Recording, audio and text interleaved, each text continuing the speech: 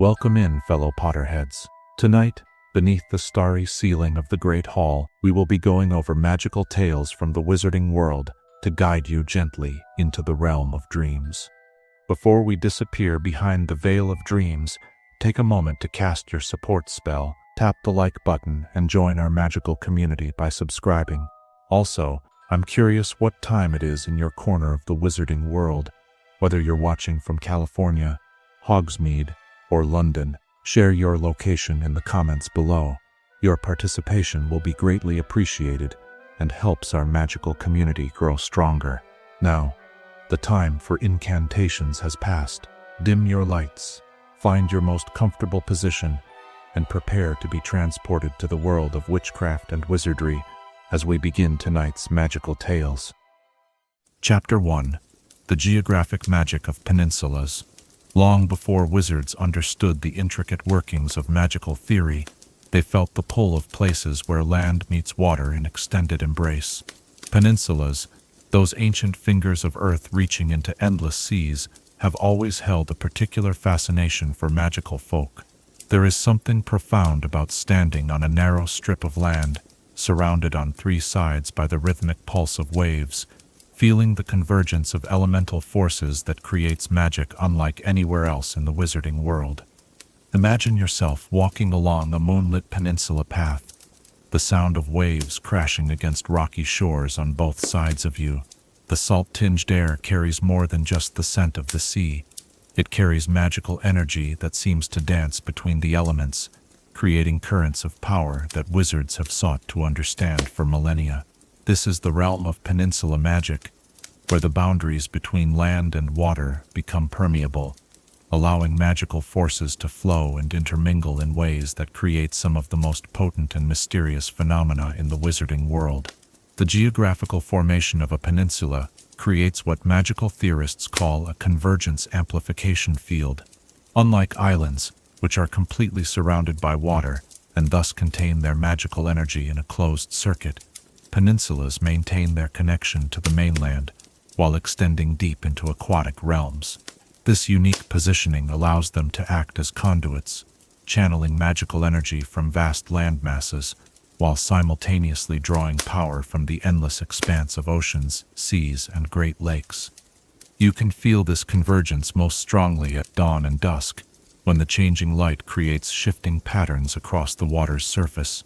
The magical energy seems to pulse with the rhythm of the tides, growing stronger as water levels rise and creating gentle eddies of power as they recede. Wizards who have spent years studying peninsula magic describe it as feeling like standing at the heart of a great magical instrument, where every wave that crashes against the shore creates a note in an endless symphony of elemental harmony. The soil of peninsulas holds memory differently than inland earth. Centuries of salt spray have transformed the very composition of the ground, creating a magical substrate that responds uniquely to spellwork. Plants that grow in peninsula soil often develop properties not found in their inland relatives. Herbs cultivated in these magical gardens carry the essence of both earth and sea, making them prized ingredients for potions that require balance between opposing elements. Consider the way morning mist rises from peninsula waters, carrying with it not just moisture, but wisps of concentrated magical energy. These morning fogs are particularly rich in what wizards call boundary magic, the type of enchantment that exists in liminal spaces between one state and another. Wizards who live on peninsulas often report that their morning tea, brewed with this mist-touched water, provides clarity of thought and enhanced magical perception throughout the day. The winds that blow across peninsulas tell stories of distant shores and carry magical influences from far across the waters. Unlike the steady, predictable breezes of inland regions, peninsula winds shift and change as they interact with both land and sea temperatures. These changing air currents create what magical meteorologists describe as atmospheric magical eddies, swirling patterns of enhanced magical energy that can amplify spellwork or sometimes interfere with delicate enchantments in unexpected ways. The very shape of a peninsula influences its magical properties. Narrow, finger-like peninsulas that extend far into the water tend to concentrate magical energy along their length, creating powerful channels of force that run from base to tip. Broader peninsulas with extensive coastlines develop more diffuse but stable magical fields, providing steady sources of elemental power. Some peninsulas curve and twist as they extend into the water, and these serpentine formations create complex magical patterns that can be challenging to navigate, but offer unique opportunities for advanced spellwork. The interaction between tidal forces and magical energy creates one of the most fascinating aspects of peninsula magic. As tides rise and fall, they don't just move water, they move the magical currents that flow beneath and through the water. High tide brings fresh magical energy from the deep waters, while low tide reveals tide pools and exposed shoreline that pulse with concentrated magical residue. Wizards who understand these patterns can time their most important spellwork to coincide with optimal tidal conditions, dramatically increasing their magical effectiveness. Rock formations along peninsula shores serve as natural focal points for magical energy. Tide-carved arches, sea stacks, and cliff faces that have been shaped by centuries of wave action become repositories of accumulated magical power. Some of these formations develop semi-sentient properties, responding to the presence of magical practitioners and occasionally offering guidance or warnings about changing conditions. The wildlife that thrives in peninsula environments often exhibits enhanced magical properties. Seabirds that nest on peninsula cliffs develop abilities to sense magical currents in the air, while marine creatures that inhabit the surrounding waters show unusual intelligence and sometimes form symbiotic relationships with wizarding communities. Fish caught in peninsula waters are prized not just for their flavor, but for their ability to enhance magical stamina when consumed. The acoustic properties of peninsulas create another layer of their magical appeal. Sound travels differently across water, and the echo effects created by peninsula geography can amplify vocal spellwork in remarkable ways. Incantations spoken at the tip of a peninsula often gain power as they resonate across the water, returning transformed and strengthened by their journey across the waves. Sunset on a peninsula offers perhaps the most magical experience of all. As the sun sinks toward the horizon, its light reflects and refracts across the surrounding waters, creating patterns of illumination that seem to make the very air shimmer with visible magic. The temperature differential between sun-warmed land and cooling water creates thermal currents that carry magical energy in spiraling patterns, visible to those with the sight to perceive them. The magnetic properties of peninsulas also play a role in their magical nature. The combination of mineral-rich soil, extensive water contact, and unique geological formations often creates localized magnetic anomalies that can affect magical compasses and navigation spells. Some peninsulas develop such strong magnetic signatures that they can interfere with long-distance magical communication, while others seem to enhance the range and clarity of magical messages. Seasonal changes affect peninsula magic in profound ways. Storm seasons bring wild, untamed magical energy that can be dangerous but also incredibly powerful for those skilled enough to harness it. Calm seasons provide steady, reliable magical currents perfect for delicate work and long-term enchantments. The transition periods between seasons offer opportunities to observe how magical energy adapts and flows as environmental conditions change. The history written in peninsula stones tells tales of magical communities that understood these forces long before modern magical theory attempted to explain them. Ancient rune carvings, weathered but still powerful, mark sites where prehistoric wizards gathered to perform magic enhanced by peninsula energy. These historical markers serve as both archaeological treasures and functional magical anchors, continuing to influence the magical fields around them centuries after their creation. As night settles over a peninsula, the magical energy takes on a different quality.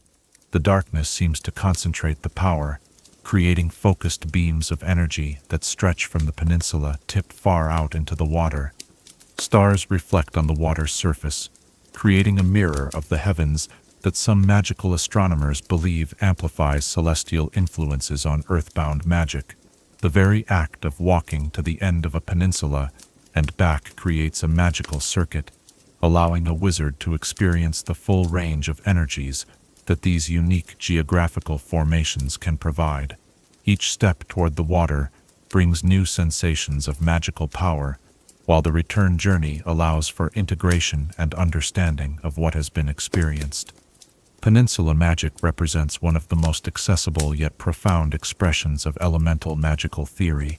Unlike the often dangerous magic of active volcanoes or the unpredictable nature of deep forest magic, peninsula energy tends toward balance and harmony, making it an ideal place for both novice and expert magical practitioners to explore the deeper mysteries of their craft.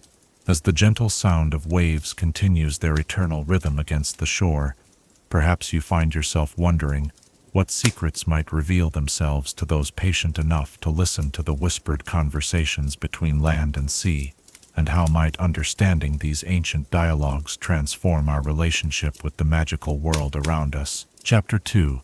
Ancient Peninsula Settlements. Whispers of ancient magic still echo across windswept peninsulas where the first magical communities chose to make their homes, drawn by forces they felt but could not yet fully understand. Tonight, we journey back through the mists of time to explore these earliest settlements, where wizards first discovered the profound power that emerges when land reaches into the embrace of endless waters. Picture yourself standing among weathered stone foundations on a remote peninsula, feeling the weight of centuries in the salt-carved rocks beneath your feet. These ruins tell stories of magical pioneers who ventured far from established wizarding centers, following instincts that led them to these narrow fingers of land extending into the sea. They came not for conquest or convenience, but because something in the very nature of peninsulas called to their magical souls, promising discoveries that could only be made where earth and water danced their eternal ballet. The earliest recorded peninsula settlement dates back over 3,000 years, established by a group of Celtic wizards on what is now the coast of Ireland. Archaeological evidence suggests they were drawn to the Dingle Peninsula by visions that came to them in dreams, images of light dancing on water, of magic flowing like tides, of power that could be drawn from the marriage of elements. These ancient practitioners built their stone circles not on the highest ground, as was common elsewhere, but on the narrow neck of land where they could feel the pulse of water on three sides. These founding wizards discovered something remarkable in their peninsula home. The magical energy that flowed through their settlement seemed to follow the rhythm of the tides, growing stronger with each surge of water against the rocks, and creating gentle eddies of power as the sea retreated. They learned to time their most important rituals with these natural cycles, developing magical practices that were unlike anything practiced in the inland magical communities of their time. The stone dwellings they constructed tell their own fascinating story. Unlike typical wizarding homes that focused magical energy inward for protection and concentration, peninsula homes were designed to channel energy through them, allowing the flow of elemental forces to continue unimpeded while still providing shelter and security for their inhabitants. Doorways aligned with prevailing winds, windows positioned to capture the changing light reflected from water, and hearths built with special stones that resonated with the frequency of waves against shore. As word of these successful peninsula settlements spread through the ancient wizarding world, other magical communities began to seek out their own coastal sanctuaries. The Greek islands, with their countless peninsulas extending into the Mediterranean, became home to some of the most sophisticated early magical societies. These communities developed the first comprehensive theories about peninsula magic, creating detailed charts that mapped the flow of magical energy around different peninsula formations, and documenting how various shapes and orientations affected the power available to magical practitioners. One particularly well-documented ancient settlement flourished on the Peloponnese Peninsula, where a community of magical astronomers established an observatory that remained active for over 8 centuries.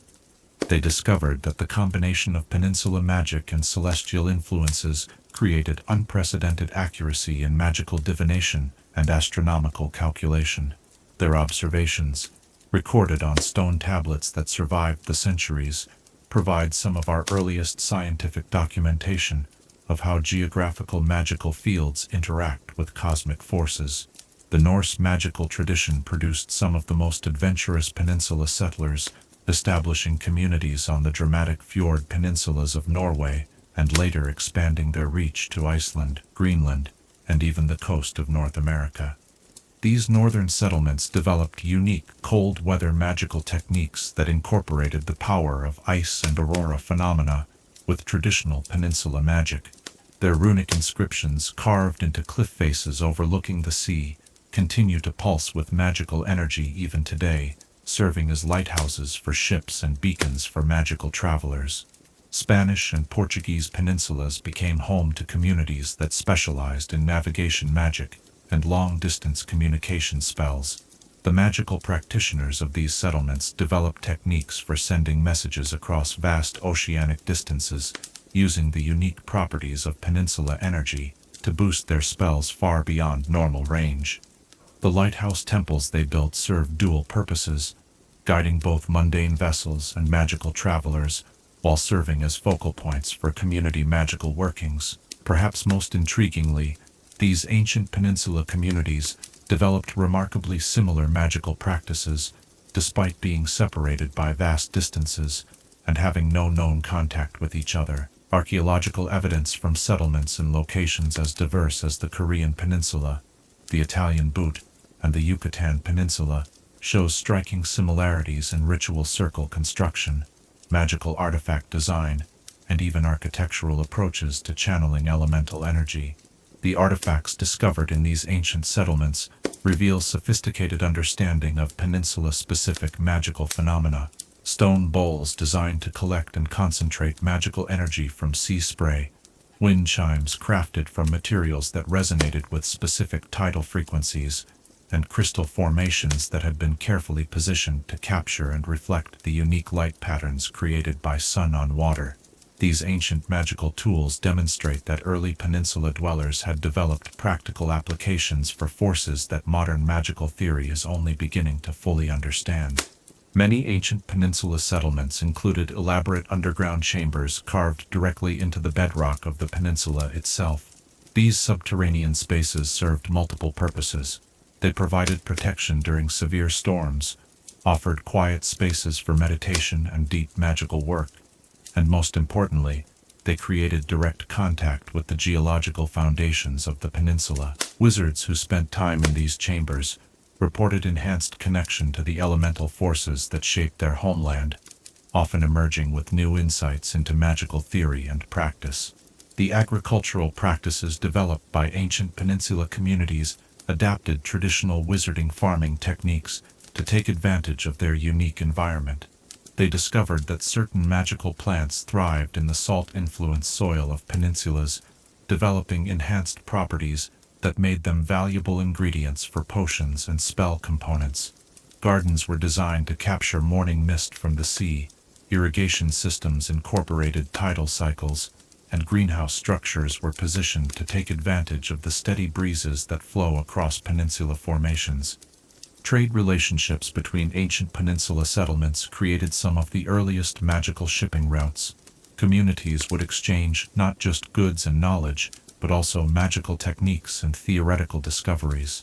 These early magical mariners developed navigation methods that incorporated peninsula magic, using the energy signatures of various coastal formations as landmarks and waypoints for their journeys across dangerous waters.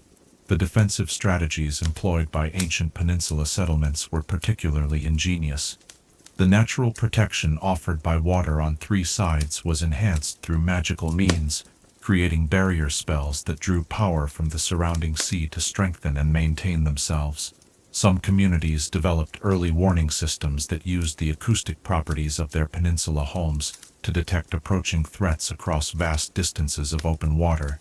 Religious and spiritual practices in ancient peninsula communities often centered around the concept of balance between opposing forces. They viewed their peninsula homes as sacred spaces where the eternal dance between earth and water could be observed and honored.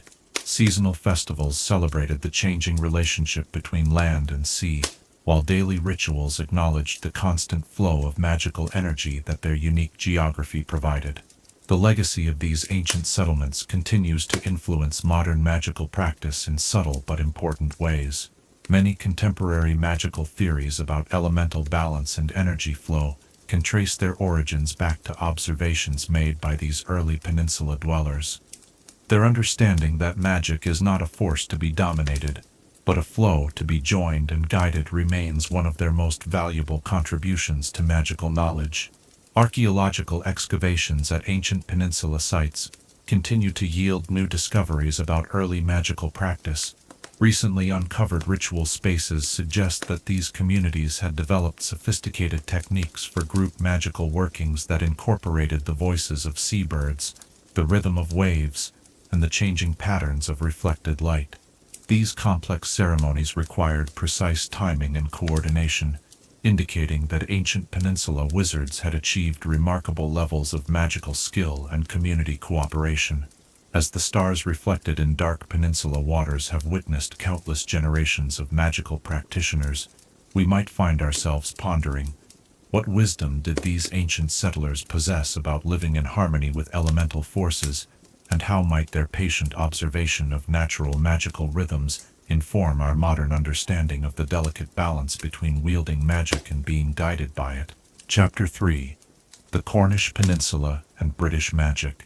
The mists of Cornwall roll in from the Atlantic like ancient memories returning home, carrying with them stories of a magical heritage so deeply woven into the very stones of this remarkable peninsula that even Muggles sense something extraordinary in its windswept cliffs and hidden coves. As evening settles over this southwestern finger of Britain, we explore a land where magic has flourished for millennia, where every granite tor and coastal village holds secrets that have shaped the very foundation of British wizarding culture. Imagine yourself walking the ancient coast path as twilight paints the sky in shades of gold and purple, feeling the Atlantic wind carry whispers of spells cast centuries before Hogwarts was even dreamed of. Cornwall, that proud peninsula reaching into the western sea, has always been a place apart, where the boundaries between the magical and mundane worlds blur like sea mist against the shore. Here, surrounded by water on three sides and connected to the mainland by a narrow neck of land, magical energy flows with particular intensity, creating an environment where extraordinary things have always seemed perfectly natural. The geological foundation of Cornwall tells a story written in granite and slate, in veins of tin and copper that drew both Muggle miners and magical practitioners to its depths. The peninsula's ancient rocks hold memory like nowhere else in Britain, storing echoes of magical workings that stretch back to the time when Celtic druids first recognized the power that emanated from this finger of land extending into the Celtic Sea. These mineral-rich formations create natural conduits for magical energy, explaining why Cornwall has produced such a remarkable concentration of powerful wizards throughout British magical history. Long before the Ministry of Magic established its authority, Cornwall operated under its own magical traditions, governed by ancient customs that blended seamlessly with the peninsula's unique geography. The Cornish magical community developed practices that were distinctly different from those found elsewhere in Britain, techniques that incorporated the rhythm of tin mining, the wisdom of fishing communities, and the deep understanding of coastal magic that could only flourish in such a maritime environment. The legendary connection between Cornwall and the Arthurian traditions runs deeper than most realize. Tidal, perched dramatically on its rocky peninsula jutting into the Cornish Sea, was indeed a center of magical learning long before the legends of King Arthur captured the mundane imagination. Archaeological evidence suggests that magical practitioners gathered at Tidal for centuries, drawn by the extraordinary concentration of elemental forces created by its position on a narrow peninsula connected to the mainland by a precarious bridge of stone. The ruins that crown Tidal's cliffs still pulse with residual magical energy, though centuries of Atlantic storms have worn away much of the physical evidence of the magical community that once thrived there. Visitors who possess magical sensitivity often report experiencing vivid visions when touching the ancient stones, glimpses of a time when wizards in flowing robes gathered in the Great Hall to debate magical theory, while waves crashed against the rocks far below. The The magical traditions of Cornwall developed their own unique relationship with the sea that surrounds the peninsula on three sides. Cornish wizards became renowned throughout Britain for their mastery of weather magic, developing spells that could calm storms threatening fishing fleets or summon favorable winds for merchant vessels. This practical application of magic created strong bonds between the magical and non-magical communities, with Cornish wizards often serving as unofficial guardians of coastal settlements. The standing stones that dot the Cornish landscape serve as more than mere archaeological curiosities. These ancient monuments, many arranged in circles or lines that follow the peninsula's natural energy flows, continue to function as focal points for magical working. The Men Tall, the Merry Maidens, and dozens of other stone formations create a network of power that spans the entire peninsula, allowing magical energy to flow freely from the Atlantic coast to the English Channel shores. Cornish magical mining traditions developed alongside the peninsula's famous tin industry. But while Muggle miners sought metal ore, magical practitioners discovered veins of crystalline formations that possessed remarkable properties for storing and focusing magical energy. These magical crystals formed deep within Cornwall's granite heart, and charged by centuries of peninsula energy, became prized components in the creation of powerful magical artifacts and protective amulets. The practice of clifftop magical working became a distinctive feature of Cornish wizarding tradition. Practitioners would perform their most important spells on the dramatic headlands that punctuate Cornwall's coastline, using the combination of height, ocean proximity, and exposure to Atlantic winds to amplify their magical abilities. Some of these clifftop sites became so saturated with magical energy from centuries of use that they developed semi-permanent enchantments, creating zones where magic behaved in unusual and sometimes unpredictable ways. Cornish magical families developed unique traditions around the peninsula's seasonal changes, particularly the dramatic transformation that occurs when Atlantic storms sweep across the landscape.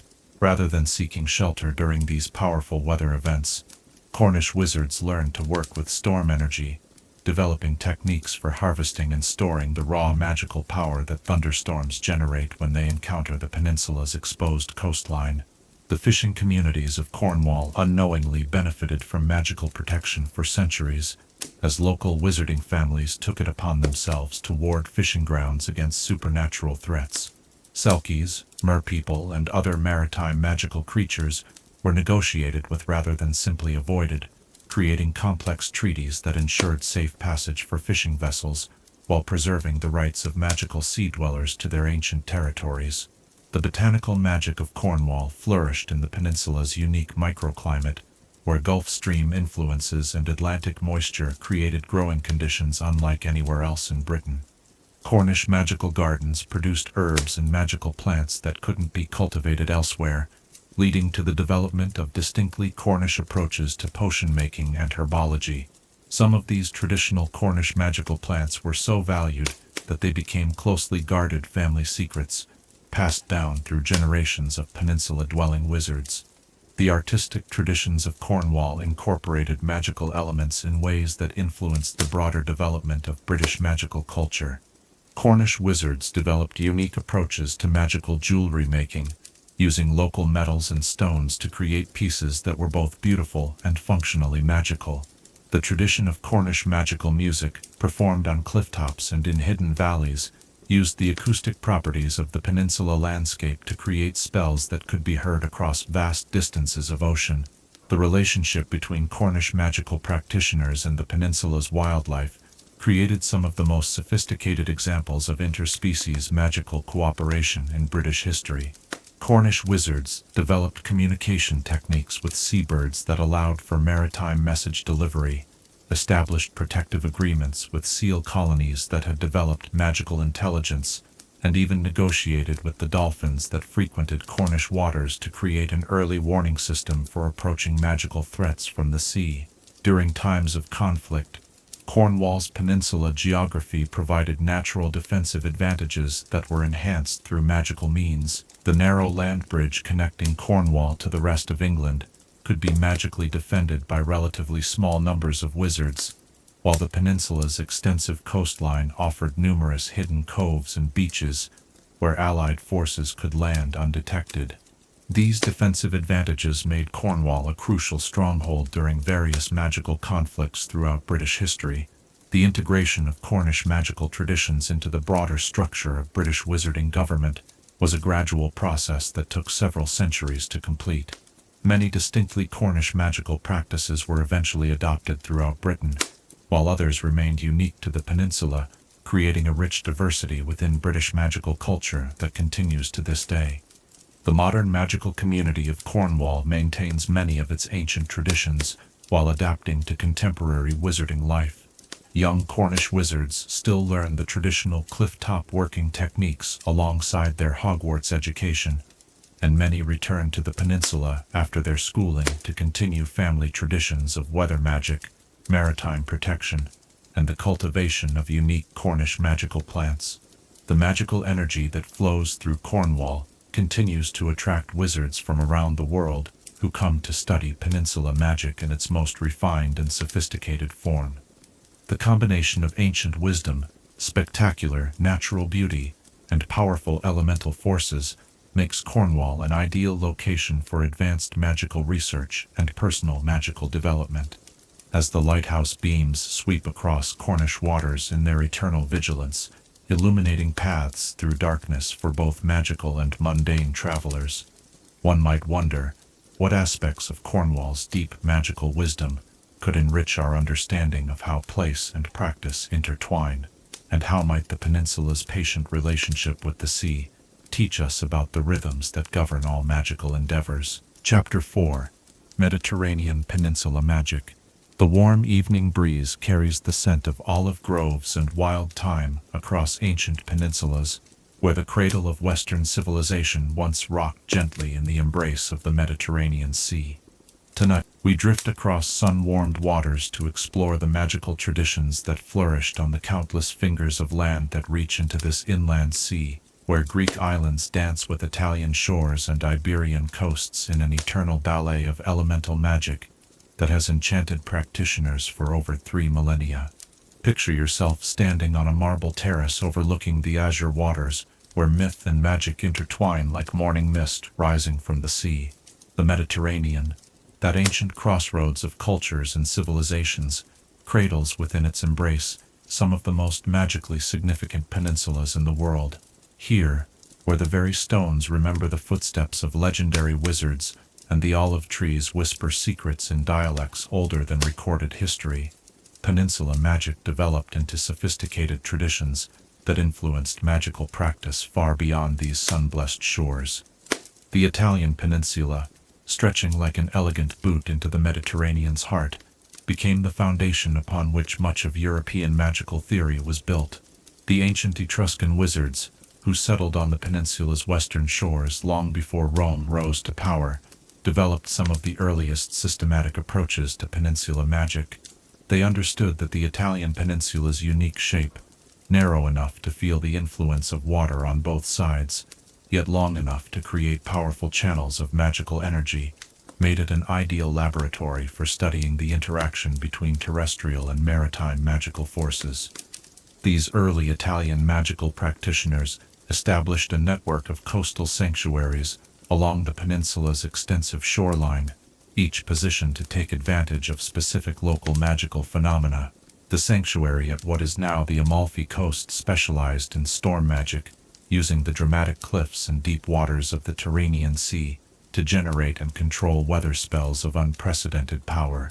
The eastern coastal sanctuaries, facing the Adriatic, focused on communication magic, developing techniques for sending messages across the relatively narrow sea to magical communities on the Balkan Peninsula. The volcanic nature of parts of the Italian peninsula added another dimension to its magical properties. Mount Vesuvius and Mount Etna created unique combinations of peninsula and volcanic magic, generating energy fields so intense that they could be felt by sensitive wizards hundreds of miles away. The magical communities that developed around these volcanic peninsula regions learned to work with both the steady, flowing energy of peninsula magic and the explosive, transformative power of volcanic forces. Greek peninsula magic evolved along different lines, shaped by the distinctive geography of the Greek mainland and its countless offshore islands. The Peloponnese Peninsula, connected to the mainland by the narrow Isthmus of Corinth, became a center for magical learning that rivaled any institution in the ancient world. Here, Greek wizards developed theoretical frameworks for understanding peninsula magic that remained influential for over 1,000 years. The oracle traditions of ancient Greece were deeply connected to peninsula magic, with many of the most famous oracular sites located on peninsulas or promontories that extended into the sea. The oracle at Delphi, though not strictly on a peninsula, utilized magical techniques that were first developed by peninsula-dwelling seers, who understood how the interaction between land and water could enhance prophetic abilities. These Greek diviners discovered that the acoustic properties of peninsula geography could amplify not just sound, but also the subtle vibrations of future events echoing back through time. Greek magical maritime traditions flourished on the numerous peninsulas that characterized the Greek coastline. Each peninsula developed its own specialties based on local conditions. Some focused on navigation magic for the treacherous waters around rocky headlands. Others specialized in weather prediction to protect the fishing fleets that were essential to peninsula communities. And still others developed techniques for communicating with the intelligent dolphins and other sea creatures that inhabited Greek waters. The philosophical schools of ancient Greece incorporated peninsula magic into their theoretical frameworks, viewing these geographical formations as perfect examples of the balance between opposing forces that they believed governed all aspects of existence. Walking meditation became a common practice among Greek magical philosophers, who would spend hours pacing the length of peninsulas while contemplating the flow of magical energy beneath their feet and the vast expanse of possibilities represented by the horizon. Spanish and Portuguese peninsula magic developed under the influence of multiple cultural traditions as successive waves of Celtic, Roman, Visigothic, and Moorish influences each contributed their own understanding of peninsula magical properties. Walking meditation became a common practice among Greek magical philosophers, who would spend hours pacing the length of peninsulas while contemplating the flow of magical energy beneath their feet and the vast expanse of possibilities represented by the horizon. Spanish and Portuguese peninsula magic developed under the influence of multiple cultural traditions, as successive waves of Celtic, Roman, Visigothic, and Moorish influences each contributed their own understanding of peninsula magical properties. The Iberian Peninsula's position between the Atlantic Ocean and the Mediterranean Sea created unique opportunities for studying how different bodies of water influenced magical energy in different ways. The magical practitioners of medieval Spain developed sophisticated techniques for long-distance magical travel, using the peninsula's extensive coastline as a launching point for magical journeys across both the Atlantic and Mediterranean. These Spanish magical explorers were among the first to systematically study how peninsula magic behaved in different climatic conditions, comparing the subtropical peninsula magic of southern Spain with the temperate peninsula magic of the northern coast. The Iberian Peninsula's position between the Atlantic Ocean and the Mediterranean Sea created unique opportunities for studying how different bodies of water influenced magical energy in different ways.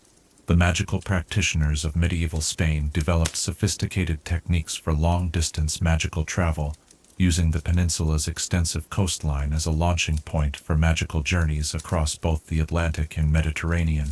These Spanish magical explorers were among the first to systematically study how peninsula magic behaved in different climatic conditions, comparing the subtropical peninsula magic of southern Spain with the temperate peninsula magic of the northern coast. Portuguese magical traditions became intimately connected with navigation and exploration magic, as the age of exploration demanded new magical techniques for safely traversing previously unknown waters. Portuguese peninsula wizards developed some of the most advanced magical navigation instruments ever created, devices that could function in any magical climate and provide accurate guidance even in regions where traditional magical compasses failed due to local magnetic anomalies. The architectural magic of Mediterranean peninsulas represents one of the most sophisticated applications of peninsula magical theory ever achieved. Ancient temples, medieval monasteries, and Renaissance palaces were designed not just for aesthetic appeal or practical function, but to channel and amplify the specific magical energies available on their peninsula locations. The positioning of windows to capture reflected light from water, the orientation of courtyards to funnel sea breezes through living spaces, and the placement of foundation stones to align with underground magical currents, all demonstrated deep understanding of peninsula magical principles. Artistic traditions throughout the Mediterranean incorporated peninsula magic in ways that created lasting works of power and beauty. Mosaic work that captured and held light and patterns that enhanced magical meditation, sculptures positioned to resonate with the frequency of waves against shore, and musical compositions that incorporated the natural rhythms of peninsula environments, all contributed to a rich cultural heritage that blended aesthetic achievement with practical magical application. The agricultural magic of Mediterranean peninsulas developed unique techniques for working with the challenging combination of salt air, intense sunlight, and irregular rainfall that characterizes the regional climate. Terraced farming systems were enhanced with subtle enchantments that conserved moisture and protected crops from salt damage, while irrigation systems incorporated tidal cycles and seasonal weather patterns to maximize the efficiency of limited water resources. Medieval magical universities established on Mediterranean peninsulas became centers of learning that attracted students from across the known world. These institutions developed comprehensive curricula that combined theoretical magical study with practical applications specific to peninsula environments. Students learned not just general magical principles, but how to adapt their magic to work most effectively in the unique conditions created by peninsula geography. The trading networks that connected Mediterranean magical communities created some of the most sophisticated magical commercial systems ever developed. Magical merchants traveling between peninsula ports developed standardized magical currencies, protection spells for maritime cargo, and communication systems that allowed for coordinated trading across vast distances. These commercial magical practices later influenced the development of magical banking and international magical commerce. The defensive magic employed by Mediterranean peninsula communities took advantage of natural geographical features while adding layers of magical protection. Coastal fortifications were enhanced with spells that could turn approaching enemy ships away from harbors, while lighthouse magic served dual purposes of navigation aid and early warning system for both mundane and magical threats. Modern Mediterranean peninsula communities continue to preserve and practice many of their ancient magical traditions while adapting to contemporary wizarding life. Traditional magical festivals still mark the seasonal changes that were so important to ancient peninsula dwellers, and many families maintain magical practices that have been passed down through generations of peninsula-dwelling ancestors. The influence of Mediterranean peninsula magic can be seen throughout the modern wizarding world, from theoretical frameworks that guide magical education to practical applications used in everything from weather modification to magical transportation. The patient wisdom of Mediterranean peninsula. Wizards, developed over millennia of working with the gentle but persistent forces of inland sea magic, continues to offer valuable insights for contemporary magical practitioners. As the stars emerge over the darkening Mediterranean waters, their light dancing on gentle waves that have witnessed the rise and fall of empires, we might find ourselves contemplating how did the unhurried wisdom of Mediterranean peninsula magic, shaped by countless generations of practitioners who understood the value of balance and patience, contribute to our modern understanding of how magical power can be cultivated through harmony with natural forces, rather than domination over them. Chapter 5. Scandinavian Peninsula Enchantments. In the crystalline silence of a Nordic winter evening, where aurora light dances across endless fjords, and the very air seems to shimmer with ancient power, we journey north to explore the most dramatically beautiful peninsula magic on Earth, where the Scandinavian peninsula stretches like a massive spine between the North Sea and the Baltic. Magical traditions developed that were as rugged and enduring as the granite mountains that form the peninsula's backbone, and as mysterious as the midnight sun that illuminates these northern waters during the brief but magical Arctic summer. Envision yourself standing on a snow-covered headland overlooking a fjord so deep and still that it mirrors the aurora-painted sky above, creating the illusion that you float suspended between two realms of dancing light. The Scandinavian Peninsula, that massive finger of land reaching toward the Arctic Circle, has always been a place where the boundaries between the natural and supernatural seem as thin as morning ice on still water. Here, peninsula magic takes on qualities found nowhere else on Earth, shaped by extreme seasonal variations, by waters that freeze and thaw in endless cycles, and by landscapes carved by ancient glaciers into forms of almost supernatural beauty. The magical properties of Scandinavian peninsulas are fundamentally different from their southern counterparts, influenced by the unique environmental conditions of the far north. The long winter darkness, when the sun barely rises above the horizon for months at a time, creates periods of intense magical concentration. During these polar nights, the peninsula magic seems to turn inward, becoming dense and powerful in ways that can be overwhelming to practitioners accustomed to the gentler rhythms of temperate climates. Norwegian fjord magic represents perhaps the most spectacular application of peninsula magical principles ever developed. The deep, narrow inlets that carve into the Norwegian coast create natural amplification chambers for magical energy. Spells cast in the depths of a fjord gain remarkable power as they echo between towering cliff walls, while the still waters act as perfect mirrors that can duplicate and strengthen magical workings. Ancient Norwegian wizards developed techniques for using these acoustic and reflective properties to create spells that could be heard or felt across vast distances of northern sea. The dramatic waterfalls that cascade from Norwegian plateau to fjord create another unique magical phenomenon. The massive energy generated by millions of tons of water, plunging hundreds of meters, creates powerful magical fields that Norwegian practitioners learn to harness for particularly demanding spell work. The mist generated by these falls carries concentrated magical energy that can enhance potion making and ritual work, while the constant sound provides a natural rhythm that aids in maintaining complex magical workings over extended periods.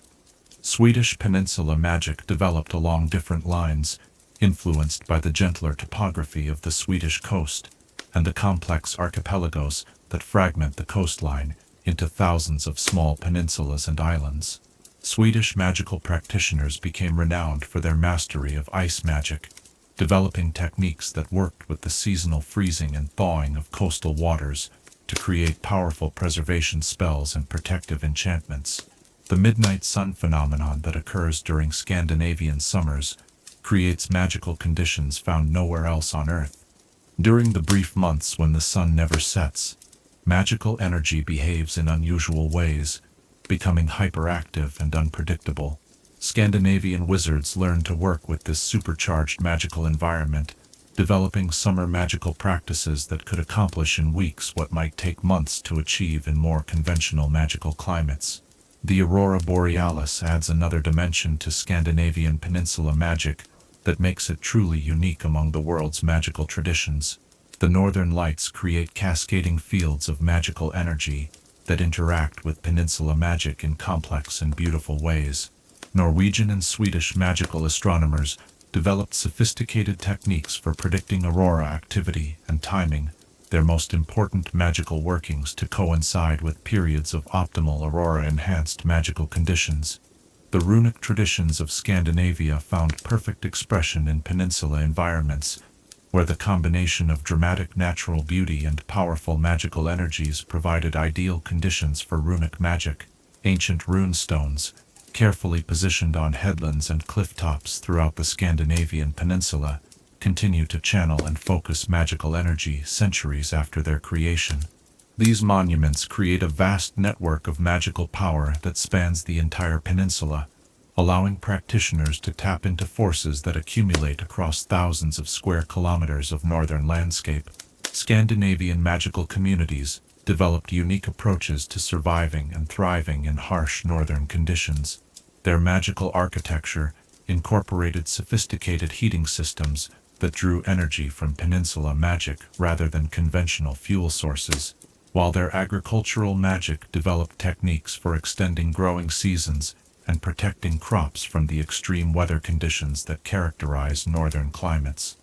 The relationship between Scandinavian peninsula wizards and the region's distinctive wildlife created some of the most remarkable examples of interspecies magical cooperation ever documented. Arctic foxes, reindeer, and seabirds all developed enhanced intelligence and magical sensitivity when living in close proximity to peninsula magical communities. Some Scandinavian wizards developed such close relationships with these magical animals that they could share sensory experiences and even communicate complex ideas across species barriers. The seafaring traditions of Scandinavia integrated magical practices in ways that enabled exploration and settlement of some of the most remote and challenging environments on Earth. Viking-era magical navigators developed techniques for reading the magical signatures of distant lands, allowing them to navigate across vast expanses of northern ocean with remarkable accuracy. Their magical longships incorporated peninsula-charged materials that made them more resilient and seaworthy than conventional vessels. The metalworking traditions of Scandinavian peninsula communities achieved levels of sophistication that amazed magical practitioners from warmer climates. The combination of high-quality iron ore, abundance of water power, and unique magical conditions created ideal circumstances for forging magical weapons and tools. Scandinavian magical smiths developed techniques for incorporating aurora energy and ice magic into their work, creating artifacts that remained functional and powerful even in the most extreme magical environments. The seasonal festivals of Scandinavian peninsula communities reflected the dramatic changes that mark the passage of time in northern latitudes. Midwinter celebrations incorporated powerful magical workings designed to sustain communities through the long polar night, while midsummer festivals channeled the hyperactive magical energy of the midnight sun period into protective enchantments that would last throughout the coming year. The therapeutic magic that developed in Scandinavian peninsula communities took advantage of the unique healing properties of northern environments. Hot springs heated by peninsula magic provided treatment for both magical and mundane ailments, while the clean, energized air of northern peninsulas was found to have remarkable restorative properties for practitioners suffering from magical exhaustion or spellcasting injuries. The architectural traditions of Scandinavian peninsula communities developed unique solutions for working with extreme weather while maximizing the benefits of peninsula magic. Buildings were designed with steep roofs that shed snow efficiently while channeling magical energy through their structures, and the famous stave churches of Norway incorporated sophisticated magical principles that made them both beautiful and functionally powerful as centers for community magical practice. The textile magic of Scandinavian peninsula communities produced some of the most beautiful and functionally effective magical clothing ever created.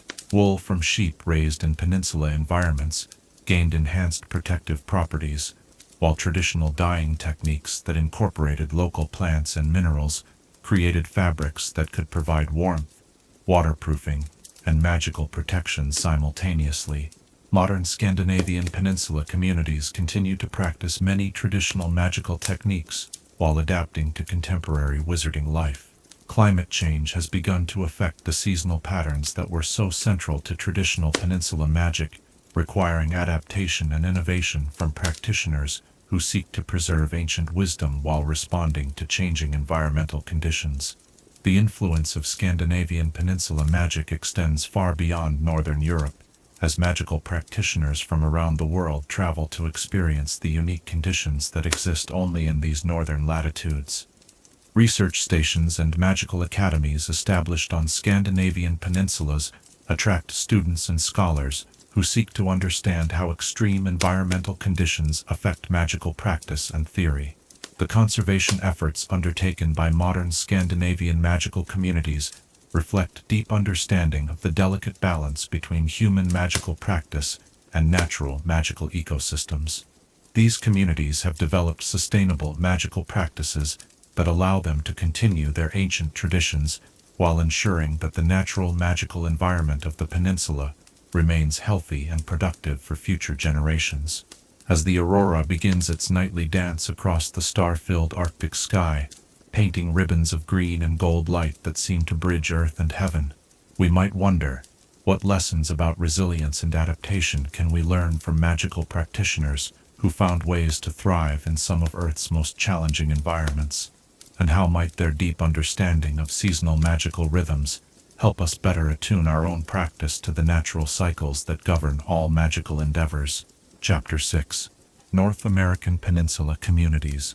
Across the vast waters of the Atlantic, where new worlds beckon to ancient magical traditions, the peninsulas of North America stretch into ocean and gulf waters like outstretched hands, welcoming the old knowledge to find fresh expression in untamed landscapes.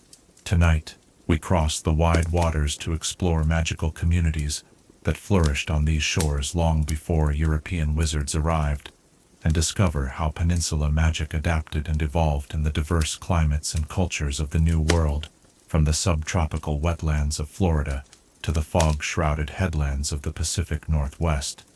Picture yourself standing at sunrise on a cypress-draped shoreline, where warm Gulf waters lap gently against Spanish moss-draped trees, feeling the unique pulse of magic that emerges where ancient Native American traditions blend with the peninsula energies of this water-surrounded land. The Florida Peninsula, that thumb of land extending southward into the warm embrace of the Gulf of Mexico and Atlantic Ocean, became home to some of the most distinctive magical communities in North America, where subtropical magic and wetland enchantments created practices unlike anything found elsewhere in the wizarding world.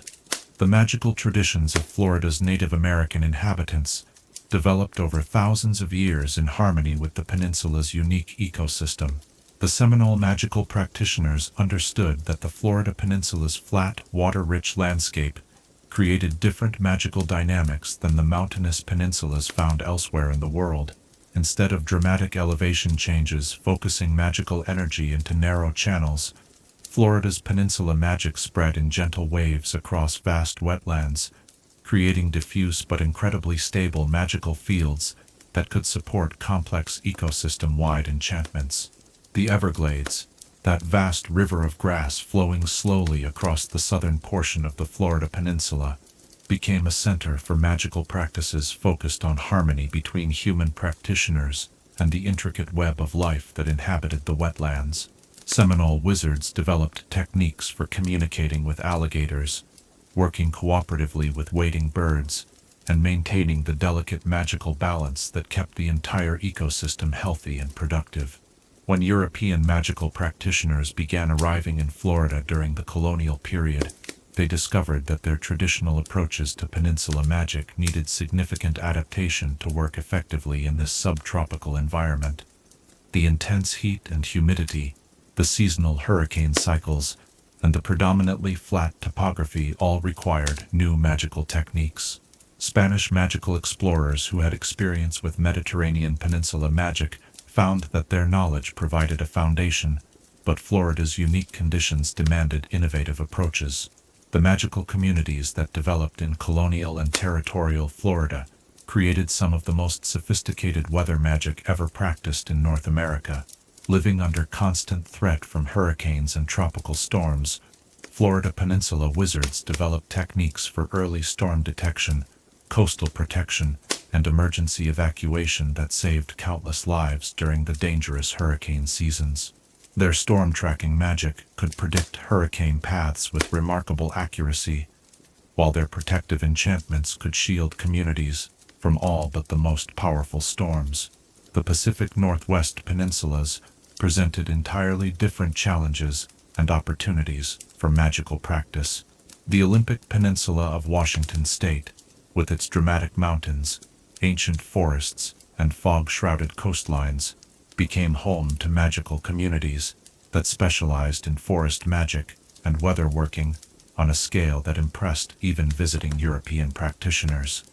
The combination of peninsula geography with old-growth temperate rainforest created magical conditions that supported some of the most powerful nature magic ever documented in North America. Native American magical traditions of the Pacific Northwest developed sophisticated techniques for working with the region's distinctive climate and geography. The constant moisture, towering evergreen forests, and dramatic tidal variations created ideal conditions for plant magic, weather working, and complex ritual practices that incorporated the sounds and rhythms of the coastal forest environment. Totem pole magic, salmon run ceremonies, and potlatch traditions all reflected deep understanding of peninsula magical principles adapted to Pacific Northwest conditions. The fog magic of the Pacific Northwest became legendary throughout the North American magical community. The persistent fogs that roll in from the Pacific Ocean carry concentrated magical energy that can be harvested and stored for use during clear weather periods. Pacific Northwest wizards developed techniques for fog prediction, fog manipulation, and fog-enhanced spellwork that made them valuable allies for magical communities throughout the western states. The Baja California Peninsula, extending southward from California into Mexican waters, became home to unique magical traditions that blended Native American practices with Spanish colonial magic and later American influences. The peninsula's desert environment, bordered by both Pacific Ocean and Gulf of California waters, created magical conditions unlike anywhere else in North America. Desert peninsula magic developed techniques for water finding, heat protection, and working with the intense solar energy that characterizes this arid region. The magical marine sanctuaries established along the Baja Peninsula became centers for studying the interaction between desert magic and ocean magic. Wizards discovered that the contrast between the intense heat of the desert interior and the cooling influence of surrounding waters created powerful convection currents that could be used to enhance long-distance communication spells and weather working. The gray whale migration routes that pass along the Baja coast became focal points for magical practices that celebrated the connection between terrestrial and marine magical ecosystems. The Cape Cod Peninsula in Massachusetts developed magical traditions that reflected the region's maritime heritage and its position as a crossroads between European and American magical cultures. Cape Cod's distinctive curved shape, reaching far into the Atlantic Ocean, created unique magical dynamics that practitioners learned to use for lighthouse magic, navigation spells, and communication with magical communities across the Atlantic. The cranberry bog magic of Cape Cod represented one of the most successful adaptations of European agricultural magic to American conditions. The artificial flooding and draining cycles used in cranberry cultivation created opportunities for magical enhancement that resulted in cranberries with remarkable preservation and healing properties. Cape Cod cranberry products became prized throughout the American magical community for their ability to maintain potency over extended periods and their effectiveness in healing potions. The Chesapeake Bay region, with its complex system of peninsulas and tidal wetlands, became home to magical communities that specialized in estuarine magic, the unique practices that develop where fresh and salt water mix. The magical blue crab traditions of the Chesapeake reflect a deep understanding of tidal magic and seasonal cycles, while the oyster restoration magic developed by local practitioners helped maintain the bay's ecological health during periods of environmental stress. The magical lighthouse networks that developed along North American peninsulas represented one of the most impressive achievements of New World magical engineering. These lighthouse systems incorporated both practical navigation assistance and magical communication functions, creating networks that could relay messages and warnings across vast distances of coastline. The lighthouse keepers who maintained these systems often possessed specialized magical training that allowed them to work with both the mechanical and magical aspects of their equipment. The whaling magic that developed in New England peninsula communities created some of the most dangerous and powerful magical practices in North American history. Whaling wizards developed techniques for locating whale pods across vast expanses of ocean, protecting whaling vessels during dangerous hunts, and processing whale products that possessed enhanced magical properties. While whaling itself has largely ended, some of the navigation and marine communication techniques developed by whaling wizards continue to be used by modern magical mariners. The barrier island magic of the Atlantic and Gulf coasts created defensive systems that protected mainland magical communities from both natural disasters and hostile magical forces. These long, narrow islands functioned as natural breakwaters that could be enhanced with magical barriers to deflect storms, enemy attacks, and dangerous magical creatures that might threaten coastal settlements. The seasonal migration magic practiced by North American Peninsula communities reflected the continent's position along major flyways for both mundane and magical bird species. Peninsula-dwelling wizards developed techniques for communicating with migrating birds, tracking seasonal changes through bird behavior, and even using migration patterns for long-distance message delivery.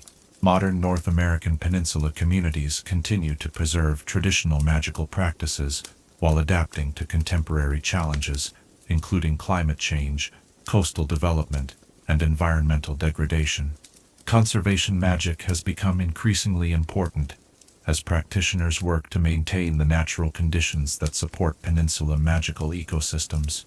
The research stations and magical academies established on North American peninsulas attract students and scholars from around the world who come to study the unique approaches to peninsula magic that developed in the New World. These institutions continue to develop new applications of traditional techniques while preserving the wisdom of indigenous magical practitioners who first understood the power of North American peninsula environments. As the evening stars emerge over waters that have witnessed the meeting of ancient wisdom and New World innovation, reflecting the lights of both traditional fishing villages and modern magical communities, we might contemplate how did the vast scales and diverse environments of North American peninsulas inspire magical practitioners to think beyond traditional boundaries, and what can their innovative adaptations teach us about the endless possibilities that emerge when established magical wisdom encounters unexplored territories. Chapter 7. Asian Peninsula Traditions. In the gentle twilight, where ancient temples cast their shadows across waters that have carried the wisdom of countless generations, we journey eastward to explore the magical traditions that blossomed on the peninsulas of Asia, where philosophy and spellwork intertwined, like incense smoke rising toward star-filled skies. Here, on lands where the concepts of balance and harmony shape not just magical practice, but entire ways of life, peninsula magic evolved into sophisticated traditions that emphasized patience, precision, and the profound understanding that true power flows not from force, but from perfect alignment with natural rhythms.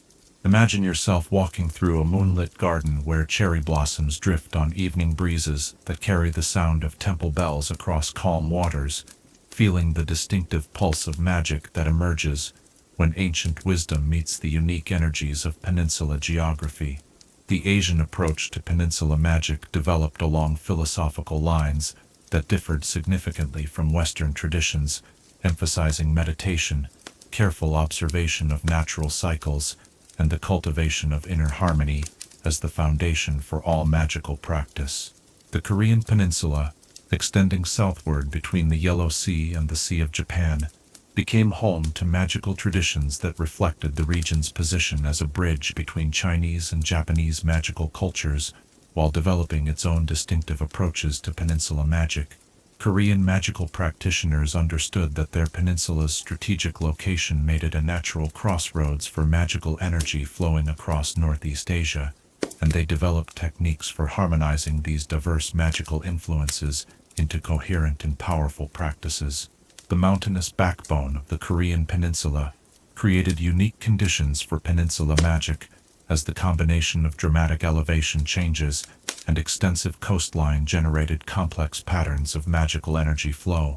Korean wizards developed sophisticated techniques for mountain-to-sea magical working, creating spells that could draw power from high peaks and channel it through valley systems to coastal communities, where it was refined and amplified by peninsula magic.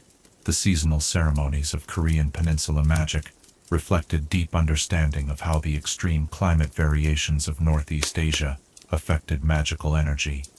The bitter winters, when icy winds swept across the peninsula from the Siberian mainland, were times for introspective magical practice and the cultivation of inner fire techniques. The intense summers, marked by monsoon rains and oppressive humidity, became periods for water magic and the cleansing rituals that restored balance after the harsh winter months. The Ondal heating system, traditional to Korean architecture, incorporated subtle magical enhancements that made homes more than simply warm. They became spaces where magical energy could circulate and accumulate. The underfloor heating channels were designed not just to distribute heat from wood-fired Ondal furnaces, but to create circulation patterns for magical energy that maintained harmonious conditions for family magical practice throughout the long winter months. Japanese peninsula magic developed in the context of an island nation where every community had some connection to peninsula geography, whether on the main island's extensive coastlines or on the countless smaller peninsulas that characterized Japan's complex shoreline. The Japanese approach to peninsula magic emphasized refinement and precision, developing techniques that could achieve powerful effects through subtle manipulations of natural forces rather than dramatic displays of magical power. The relationship between Japanese peninsula magic and the country's distinctive aesthetic traditions created some of the most beautiful applications of magical practice ever achieved. Garden design incorporated peninsula magical principles to create spaces where the flow of magical energy enhanced meditation and contemplation. The positioning of stones, the placement of water features, and the selection of plants all reflected deep understanding of how peninsula magic could be channeled to create environments of perfect harmony and balance. The tea ceremony traditions of Japan incorporated peninsula magic in ways that transformed a simple beverage preparation into a profound magical working. The careful attention to water temperature, the precise movements of preparation, and the meditative focus required for proper tea ceremony all served to concentrate and direct the gentle magical energies available in peninsula environments. Masters of the tea ceremony could achieve remarkable effects through these subtle practices, creating moments of perfect clarity and understanding for all participants. The martial arts traditions that developed in Japanese peninsula communities integrated magical practice with physical training in ways that enhanced both aspects of the discipline. The kata forms practiced in traditional martial arts were designed not just to develop physical skill, but to create patterns of movement that channeled peninsula magic through the practitioner's body. Advanced practitioners could achieve extraordinary feats by combining perfect physical technique with the enhanced magical abilities that peninsula training provided. The Southeast Asian peninsulas, including the Malay Peninsula and the Indo-Chinese Peninsula, developed magical traditions that reflected the tropical climate and complex cultural influences of the region. The monsoon cycles that dominate Southeast Asian weather created opportunities for seasonal magical practices that took advantage of the dramatic shifts between wet and dry seasons. The spice trade routes that connected Southeast Asian peninsulas with magical communities around the world created opportunities for cultural exchange that enriched local magical traditions while spreading Southeast Asian techniques to distant lands. Magical spices cultivated in peninsula environments possessed enhanced properties that made them valuable not just for flavoring food, but as components in potions and ritual practices. The magical preservation techniques developed by Southeast Asian traders allowed these valuable spices to maintain their potency during long sea voyages. The temple complexes built on Southeast Asian peninsulas incorporated sophisticated magical principles into their design and construction. The famous temple of Angkor Wat, while not strictly on a peninsula, utilized construction techniques that were first developed by peninsula-dwelling magical architects who understood how to align buildings with natural magical energy flows. These architectural principles spread throughout Southeast Asia, influencing the design of temples, palaces, and other important buildings. The floating market traditions of Southeast Asian peninsulas created unique opportunities for magical commerce and cultural exchange. Markets that operated on rivers and in coastal waters allowed merchants to take advantage of the enhanced magical properties of goods that had been stored and transported in peninsula environments. The magical boats used in these floating markets incorporated enchantments that kept perishable goods fresh and protected valuable magical ingredients from damage during transport. The traditional fishing magic of Asian peninsulas developed techniques that were far more sophisticated than simple location spells or weather prediction.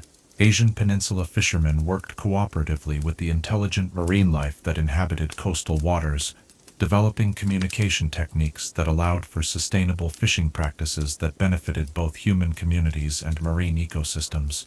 The astronomical traditions of Asian peninsulas produced some of the most accurate and detailed magical calendars ever created. The combination of peninsula magic with advanced mathematical knowledge allowed Asian magical astronomers to predict celestial events with remarkable precision and to understand how astronomical cycles affected magical energy patterns on peninsula environments. The textile traditions of Asian peninsulas created fabrics that were prized throughout the magical world for their beauty and their functional magical properties. Silk production in peninsula environments resulted in fibers with enhanced magical conductivity, while traditional dyeing techniques that incorporated peninsula-grown plants created colors that could maintain their vibrancy and magical potency for centuries. The diplomatic magic practiced by Asian peninsula courts created sophisticated techniques for international magical communication and negotiation. Peninsula geography provided natural advantages for long-distance magical communication, while the philosophical traditions that emphasized harmony and balance made Asian peninsula diplomats particularly effective at resolving conflicts between different magical cultures. The agricultural magic of Asian peninsulas adapted traditional farming techniques to take advantage of peninsula-specific conditions. Rice cultivation in peninsula environments produced grain with enhanced nutritional and magical properties, while the complex irrigation systems required for rice farming provided opportunities for water magic that benefited entire communities. The artistic traditions of Asian peninsulas created works that functioned as both aesthetic achievements and practical magical tools. Paintings that incorporated peninsula magical principles could influence the mood and magical abilities of viewers, while sculptures positioned according to peninsula energy flows could focus and direct magical energy throughout buildings and communities. Modern Asian peninsula communities continue to practice traditional magical techniques while adapting to the challenges of rapid economic development and environmental change. The balance between preserving ancient wisdom and adapting to contemporary conditions requires the same careful attention to harmony and balance that characterizes all aspects of Asian peninsula magic. The research institutions and magical academies established on Asian peninsulas attract scholars from around the world who come to study the sophisticated theoretical frameworks that underlie Asian magical practice. These institutions continue to develop new applications of traditional techniques while maintaining the philosophical foundations that make Asian peninsula magic distinctive among the world's magical traditions.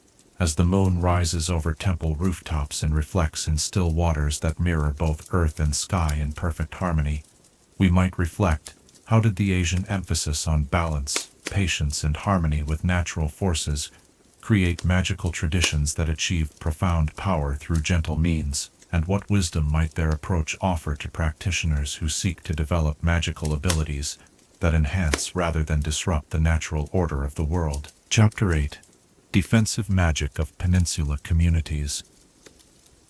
As storm clouds gather over distant horizons and the first winds of approaching conflict stir the waters around vulnerable shores, we turn our attention to the ingenious ways that peninsula magical communities have protected themselves throughout history, transforming the very geography that might seem to make them exposed and defenseless into powerful allies in the ancient art of magical warfare. Tonight, we explore how the unique properties of peninsula environments, surrounded by water on three sides, with only narrow land connections to the mainland, created both challenges and extraordinary opportunities for defensive magic that shaped the survival strategies of magical communities for thousands of years. Picture yourself standing atop ancient battlements that crown a rocky headland, feeling the salt spray from crashing waves far below, while watching the play of moonlight across waters that serve as both highway and barrier to those who would approach this fortress peninsula. The defensive advantages of peninsula geography become immediately apparent when you realize that any attacking force must approach either by sea, facing the unpredictable dangers of coastal waters and whatever magical defenses control them, or by the single narrow land route that can be heavily fortified and defended by relatively small numbers of skilled magical practitioners. The natural defensive properties of peninsulas provided the foundation upon which magical communities built some of the most sophisticated protection systems ever devised. The water barriers that surround peninsulas on three sides are not merely physical obstacles. They become integral components of magical defensive networks that can detect approaching threats, confuse enemy navigation, and channel hostile forces into carefully prepared killing zones where peninsula defenders hold every possible advantage. The earliest forms of peninsula defensive magic focused on enhancing the natural obstacles that water presents to approaching enemies. Fog generation spells could shroud an entire peninsula in impenetrable mist that made navigation impossible for unfamiliar vessels, while leaving local magical practitioners completely unaffected. These defensive fogs often incorporated disorientation enchantments that caused enemy ships to sail in circles or find themselves mysteriously heading away from their intended target, regardless of how carefully they attempted to maintain course. Current manipulation represented another fundamental technique in peninsula defensive magic. Skilled water wizards could create powerful underwater currents that would drive approaching vessels away from vulnerable shorelines or channel them toward areas where other defensive measures waited. The most sophisticated current working could create whirlpools and undertows that appeared completely natural to observers, but were actually precisely controlled magical phenomena designed to neutralize specific threats. The lighthouse systems developed by peninsula communities served dual purposes that made them among the most effective defensive installations ever created. While appearing to provide helpful navigation assistance to all mariners, these magical lighthouses could selectively reveal or conceal navigational hazards, depending on whether approaching vessels were friend or foe. Enemy ships might find themselves guided onto hidden reefs or into shallow water, where they would run aground, while Allied vessels received accurate guidance to safe harbors. The tidal magic employed by peninsula defenders represented perhaps the most sophisticated application of defensive magic ever achieved. Master tide workers could accelerate or retard tidal cycles to dramatically alter water depths around their peninsula homes. An attacking fleet that approached during what appeared to be high tide might suddenly find themselves stranded in mud flats, as magically enhanced low tide exposed previously hidden obstacles. Conversely, defensive magic could bring deeper water closer to shore, allowing friendly vessels to approach protected harbors while maintaining dangerous shallows elsewhere. Weather working on a strategic scale became a signature technique of peninsula defensive magic. The geographical position of peninsulas, extending into large bodies of water, provided ideal conditions for generating and directing weather systems. Peninsula defenders could summon storms with surgical precision, creating localized tempests that devastated attacking fleets, while leaving the peninsula itself completely untouched. The ability to control wind direction allowed defenders to ensure that any fires set by attackers would blow away from their communities rather than spreading inland. The acoustic properties of peninsula geography provided opportunities for early warning systems that could detect approaching threats from remarkable distances. Sound travels efficiently across water, and peninsula defenders developed magical techniques for amplifying and analyzing the subtle sounds that betrayed the approach of hostile forces. The echo effects created by cliff faces and headlands could be used to create magical sonar systems that provided detailed information about the size, speed, and magical capabilities of approaching enemies. Illusion magic found perfect application in peninsula defense, as the combination of water reflections, changing light conditions, and distance effects created ideal circumstances for large-scale deceptive enchantments. Entire peninsulas could be made to appear completely uninhabited, hidden behind illusions that showed only empty coastline to approaching observers. Alternatively, Small peninsula communities could be made to appear as major fortified positions, deterring attack through the appearance of overwhelming defensive strength. The underground defensive works that characterized many peninsula communities took advantage of the geological properties that made peninsula formation possible. Tunnel systems carved into bedrock provided protected routes for moving defenders and supplies, while remaining completely invisible to surface observation. These subterranean networks often extended beneath the waterline, creating underwater entrances that could be used for covert operations or emergency evacuation. The magical early warning networks developed by peninsula communities created communication systems that could instantly alert defenders to threats detected anywhere along vast stretches of coastline. These networks utilized the natural magical conductivity of water to transmit urgent messages faster than any conventional magical communication method. A single peninsula community could coordinate defensive efforts with allies hundreds of miles away, creating regional defense systems that were far more effective than any individual community could achieve alone. The naval magic developed by peninsula defenders reflected their intimate understanding of coastal waters and maritime conditions. Defensive fleets based in peninsula harbors possessed significant advantages over attacking naval forces unfamiliar with local conditions. Peninsula naval wizards could navigate safely through waters that appeared impossibly dangerous to outsiders, using their knowledge of magical currents, hidden passages, and weather patterns to outmaneuver larger but less knowledgeable enemy forces. The siege-breaking magic employed by peninsula communities when land-based attacks succeeded in cutting off their narrow connections to the mainland demonstrated the ultimate defensive advantage of peninsula geography. Even when completely surrounded by hostile land forces, peninsula communities could maintain contact with the outside world through magical maritime routes. Supply ships protected by powerful enchantments could reach peninsula harbors under cover of darkness or magical concealment, while evacuation routes remained open for non-combatants.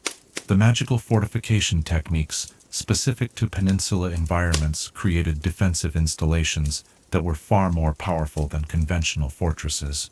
Peninsula fortifications could draw defensive energy from surrounding water, creating barriers that grew stronger rather than weaker as they were attacked. The combination of traditional stone construction with magical enhancement that utilized peninsula energy fields resulted in fortress walls that could regenerate damage and defensive systems that required minimal manning to maintain maximum effectiveness. The psychological aspects of peninsula defense proved as important as the physical and magical elements. Peninsula communities developed reputations for impregnability that often deterred attacks before they began. The combination of visible defensive advantages, rumored magical capabilities, and historical examples of failed attacks created deterrent effects that protected peninsula communities without requiring them to actually fight. The diplomatic magic practiced by peninsula communities reflected their understanding that the best defense often involves avoiding conflict altogether. Peninsula geography provided natural meeting places for negotiations, as the narrow land connections made excellent neutral zones where opposing forces could meet without either side gaining tactical advantage. The enhanced magical communication capabilities available in peninsula environments made these communities valuable intermediaries in resolving conflicts between mainland powers.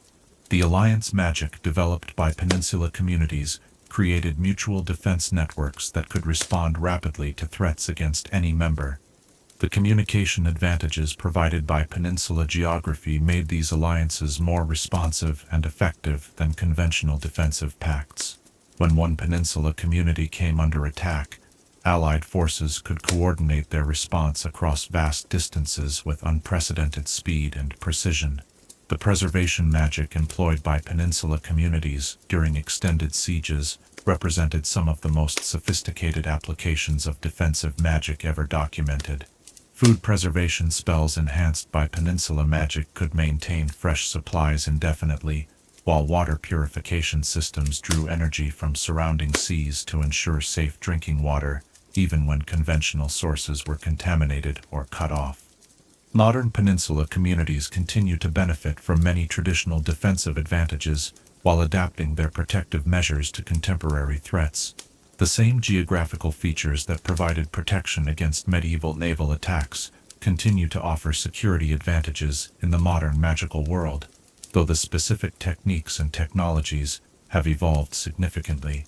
The study of historical peninsula defensive magic provides valuable insights for contemporary magical security professionals who seek to understand how geographical advantages can be integrated with magical enhancement to create protection systems that are both effective and sustainable over long periods.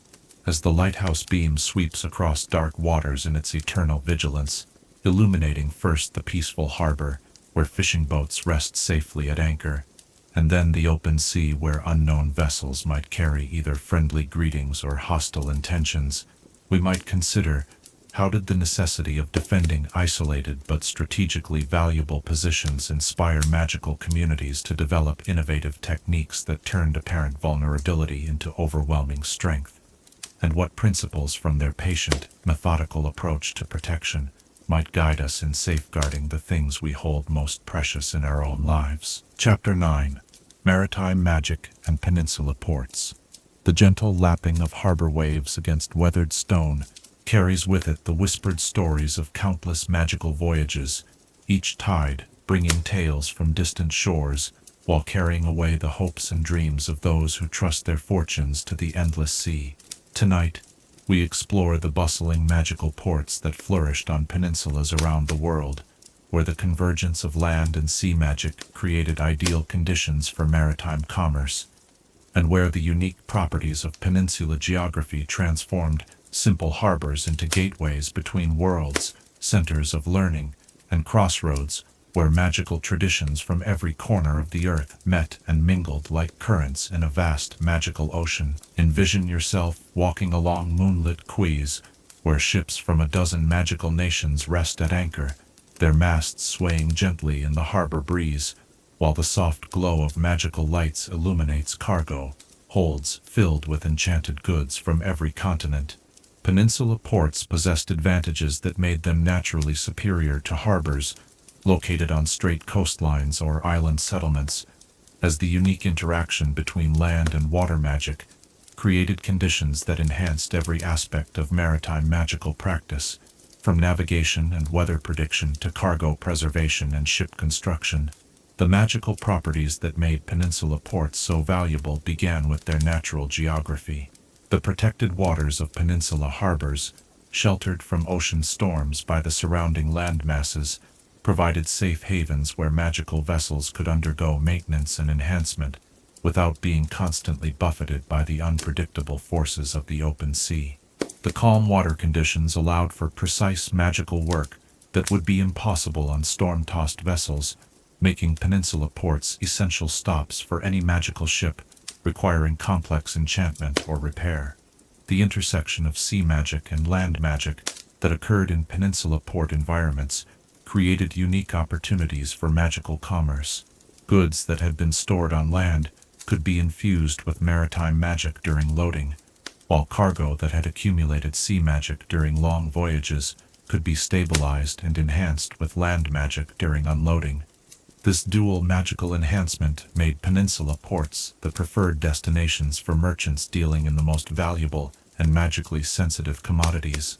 The lighthouse magic that reached its highest development in peninsula ports served functions far beyond simple navigation assistance. These towering beacons functioned as magical communication centers that could relay messages across vast oceanic distances, coordinate the movements of entire merchant fleets, and provide early warning of approaching storms or hostile vessels. The lighthouse keepers who maintained these installations possessed specialized training that combined traditional seamanship with advanced magical theory. The lighthouse crystals that formed the heart of these magical navigation systems were unique to peninsula environments, formed by the interaction of land-based magical minerals with concentrated sea magic over extended periods. These crystals could generate beams of light that were visible to magical practitioners across hundreds of miles of open ocean, while remaining completely invisible to non-magical observers. The complex patterns of flashing light used by lighthouse operators could convey detailed information about port conditions, available services, and magical weather predictions. The tidal magic that reached sophisticated development in Peninsula ports allowed harbormaster wizards to optimize docking conditions for vessels of any size or magical configuration. High tide could be sustained for extended periods to allow deep draft vessels access to inner harbors, while low tide could be accelerated to expose underwater obstacles that required inspection or repair. The precise control over water levels made Peninsula ports capable of handling maritime traffic that would be impossible for conventional harbors to accommodate. The magical dredging operations conducted in Peninsula ports utilized techniques that were far more sophisticated than simple earth-moving spells. Port engineers developed methods for selectively removing silt and debris, while preserving the beneficial magical properties of harbor sediments. The dredged materials often contained concentrated magical essence that could be refined into valuable magical components, making port maintenance operations profitable rather than simply necessary. The ship construction facilities, located in Peninsula ports, produced vessels that were superior to ships built in any other environment. The combination of land-based materials and sea magic during the construction process created hulls that were more resistant to magical storms, rigging that could channel wind magic more efficiently, and keels that could navigate by sensing the magical currents that flow beneath the world's oceans. Peninsula-built ships were prized throughout the magical maritime community for their reliability and performance. The magical preservation systems developed for Peninsula ports revolutionized international magical commerce by solving the age-old problem of cargo deterioration during long sea voyages. Port warehouses could maintain stasis fields powered by Peninsula magic that kept perishable goods fresh indefinitely, while specialized storage facilities could enhance the magical properties of goods during the storage period. Merchants discovered that certain magical items actually improved in quality when stored in Peninsula port environments. The customs magic employed at Peninsula ports created security systems that were both more effective and less intrusive than conventional inspection methods. Magical scanning techniques could instantly identify contraband, dangerous magical items, or improperly documented cargo without requiring physical inspection of every container. The customs wizards who operated these systems developed techniques for detecting concealment magic, false magical signatures, and other attempts to circumvent port security. The maritime insurance systems that developed around Peninsula ports created the first comprehensive magical commercial insurance industry. Underwriter wizards could assess the magical risks associated with any voyage, from storm exposure and piracy to dimensional displacement and temporal anomalies. The detailed records maintained by Peninsula ports provided the statistical foundation for accurate risk assessment and fair premium calculation. The pilot services offered by Peninsula ports employed magical navigators with unparalleled knowledge of local magical conditions. These pilot wizards could guide visiting vessels safely through complex harbor approaches that might include magical reefs, dimensional zones, and areas where normal navigation magic functioned unpredictably. The pilot boats themselves were often masterpieces of magical naval architecture, designed specifically for operation in the challenging conditions around Peninsula harbors. The merchant guild houses that dominated Peninsula port districts functioned as more than simple commercial organizations.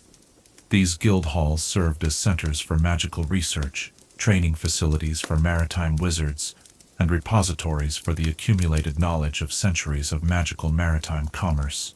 The guild libraries contained detailed charts of magical currents, weather patterns, and navigational hazards for every major shipping route in the world.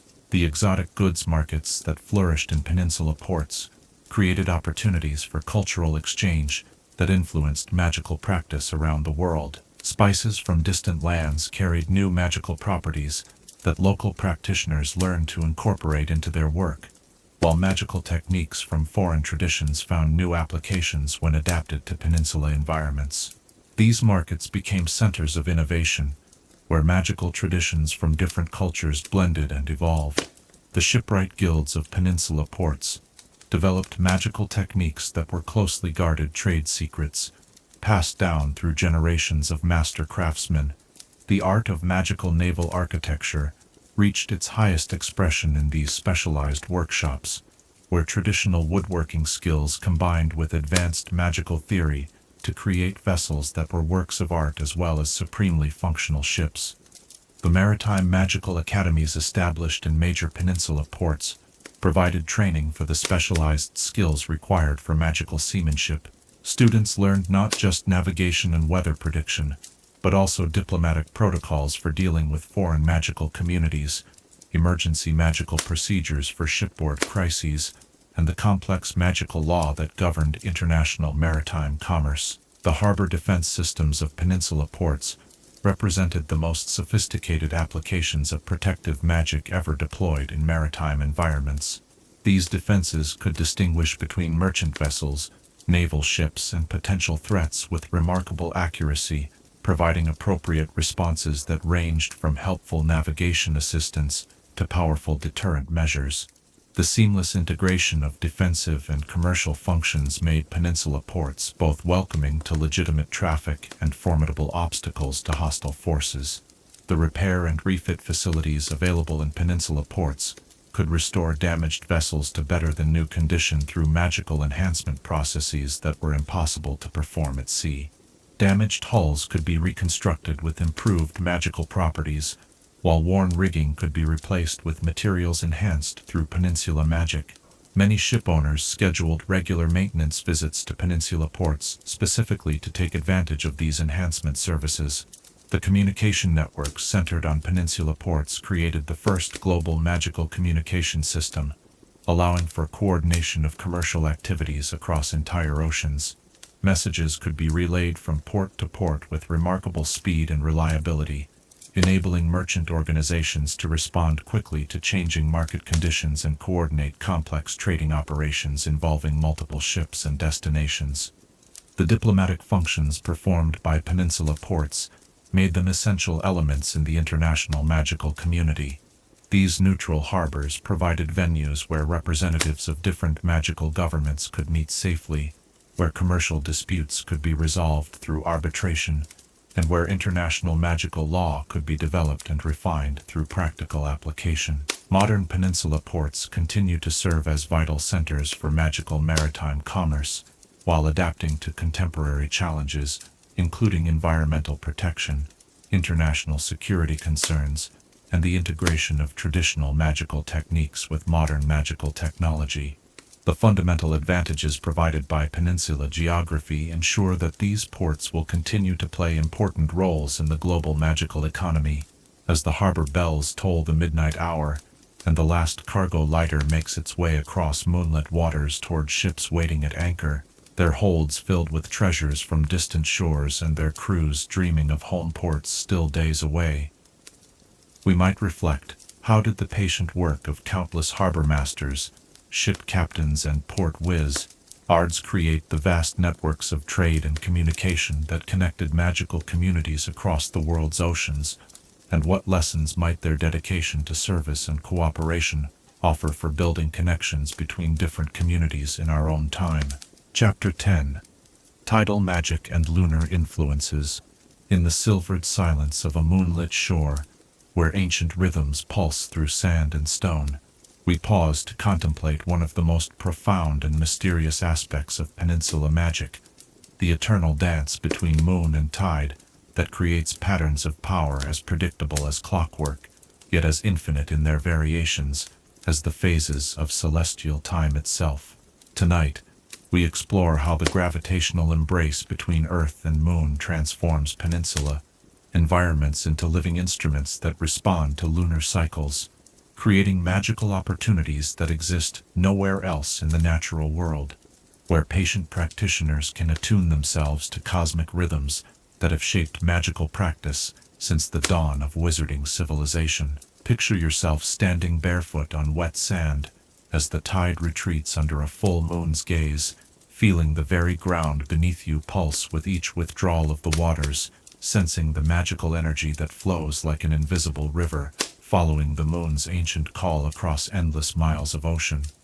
Peninsula communities understood long ago that the twice-daily rhythm of rising and falling waters was more than a simple physical phenomenon. It was the heartbeat of a vast magical system that connected their coastal homes to the deepest mysteries of celestial magic. The fundamental principles of tidal magic rest on the understanding that water serves as a conductor for magical energy in ways that solid matter cannot match. As tidal waters rise and fall around peninsula shores, they carry with them concentrated magical essence drawn from the vast repositories of power that exist in the deep ocean. High tide brings fresh magical energy to peninsula communities, while low tide exposes tide pools and wet sand that pulse with concentrated magical residue left behind by the retreating waters. The lunar cycles that drive tidal patterns create a complex but predictable schedule of magical opportunities that skilled peninsula practitioners learn to read like a celestial calendar. The new moon, when lunar gravitational pull combines with solar influence to create spring tides, brings periods of maximum tidal range and correspondingly intense magical energy fluctuations. The full moon creates similar spring tide conditions, but with a different quality of magical energy, influenced by the moon's fully illuminated face, reflecting concentrated solar magic back toward Earth. The quarter moon phases, when lunar and solar gravitational forces work at cross purposes to create neap tides with minimal tidal range, offer periods of magical stability that are ideal for delicate spellwork requiring steady conditions. Peninsula practitioners discovered that certain types of magic could only be performed successfully during these calmer tidal periods, while other practices required the intense energy surges that accompanied spring tides. The daily cycle of 2 high tides and 2 low tides creates 4 distinct magical periods within each 24-hour cycle, each with its own characteristics and applications. The morning high tide, occurring as dawnlight begins to illuminate the peninsula waters, combines tidal magic with solar energy to create conditions ideal for beginning new magical projects or casting spells intended to grow in power over time. The morning low tide exposes magical materials and creates access to normally underwater magical sites.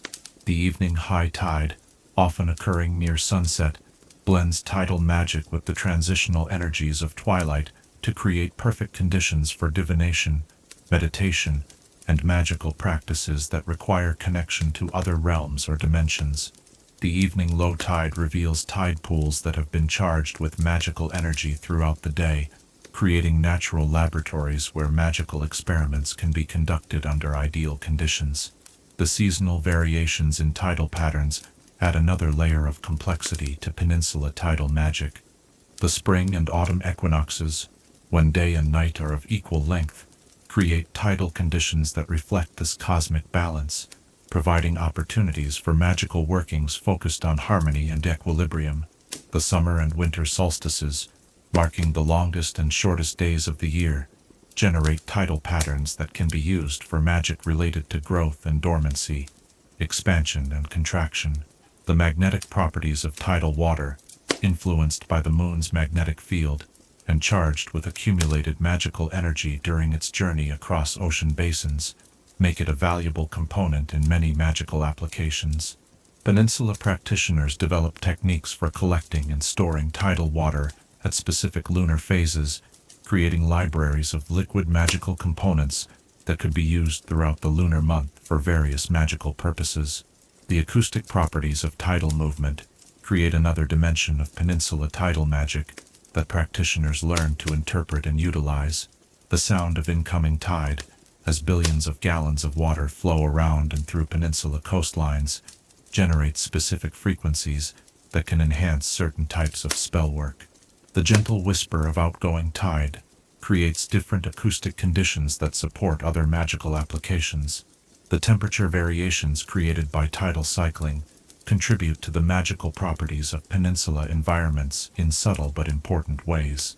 Incoming tide, having traveled across vast expanses of open ocean, often carries water that is cooler or warmer than the coastal water it displaces. creating thermal currents that can be detected by magical practitioners and utilized in temperature-sensitive magical work. The wildlife that depends on tidal cycles for feeding and reproduction develops enhanced magical sensitivity when living in peninsula environments.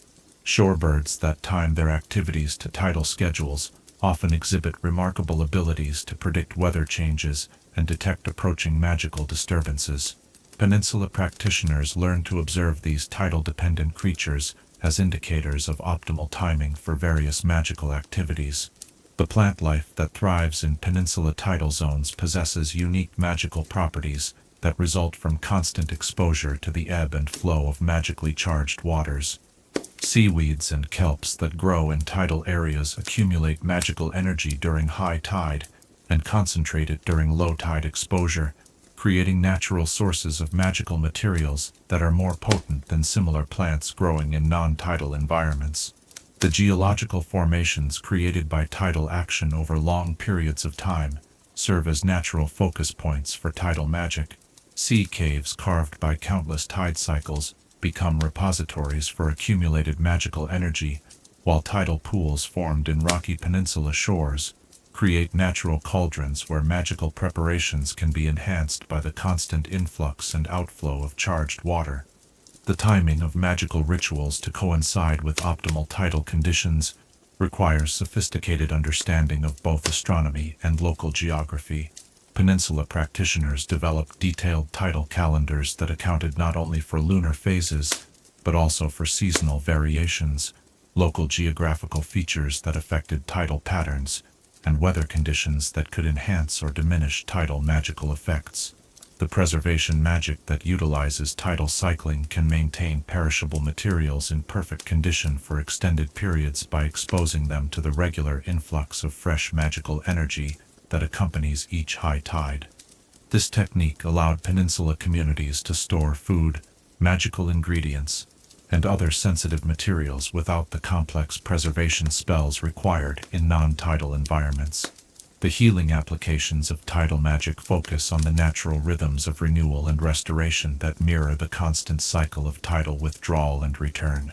Peninsula healers discovered that certain ailments responded better to treatment when therapy was synchronized with tidal cycles, with recovery rates significantly improved when treatment schedules followed the natural rhythm of rising and falling waters. The communication magic enhanced by tidal forces allows messages to be carried across vast oceanic distances by synchronizing magical sendings with outgoing tides. These tidal-enhanced communications could reach recipients thousands of miles away by riding the magical currents that flow with tidal movements across entire ocean basins. The agricultural applications of tidal magic in peninsula communities created farming systems that were far more productive than conventional magical agriculture. Irrigation systems that incorporated tidal flow could deliver water charged with accumulated magical energy to crop areas, while timing of planting and harvesting to coincide with optimal tidal conditions resulted in enhanced crop yields and improved magical properties in harvested plants. The meditative practices developed by peninsula practitioners to attune themselves to tidal rhythms created forms of magical training that were uniquely effective for developing sensitivity to natural magical cycles. Students who learned to synchronize their magical practice with tidal patterns often found that their overall magical abilities improved dramatically as they developed intuitive understanding of natural rhythm and timing. The architectural integration of tidal considerations into peninsula magical buildings created structures that could adapt to changing magical conditions throughout the tidal cycle. Buildings with foundations that extended into tidal zones could draw magical energy directly from flowing waters, while architectural features like tide gates and flow channels allowed controlled access to tidal magical energy. Modern peninsula communities continue to practice tidal magic while adapting to contemporary challenges, including coastal development, pollution, and climate change effects on tidal patterns.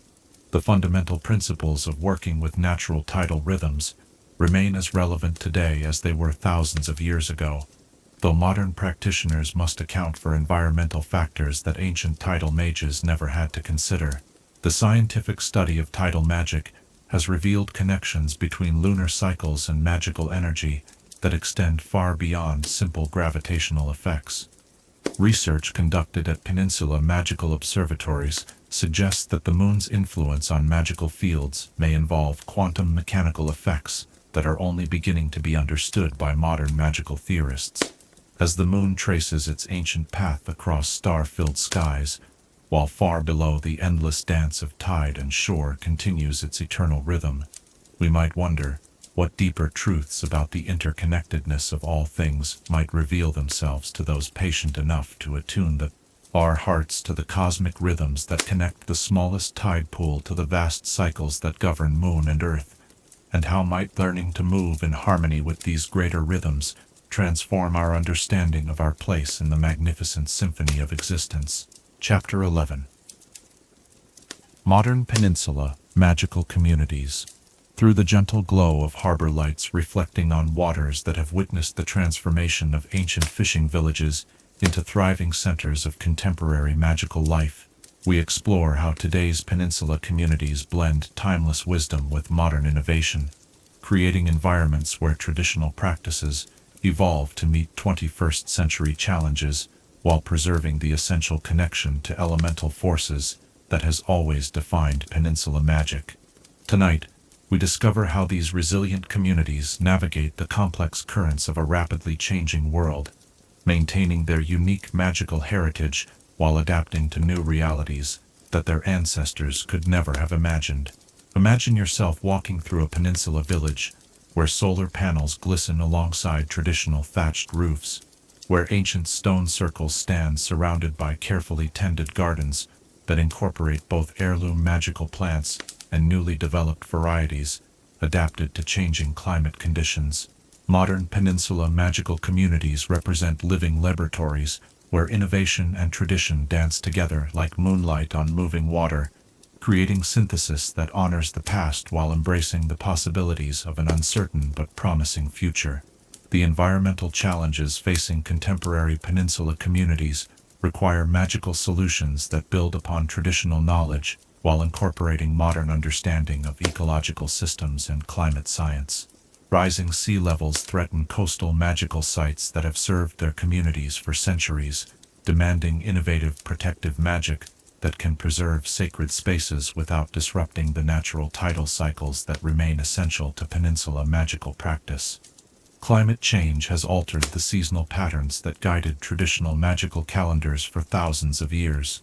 Modern peninsula practitioners must adapt ancient scheduling practices to account for shifting weather patterns, changing storm intensities, and modified tidal ranges that affect the timing and effectiveness of traditional magical workings. This adaptation requires both deep understanding of ancestral practices and willingness to experiment with new approaches that remain true to fundamental peninsula magical principles. The conservation magic practiced by modern peninsula communities represents one of the most sophisticated applications of traditional techniques to contemporary challenges.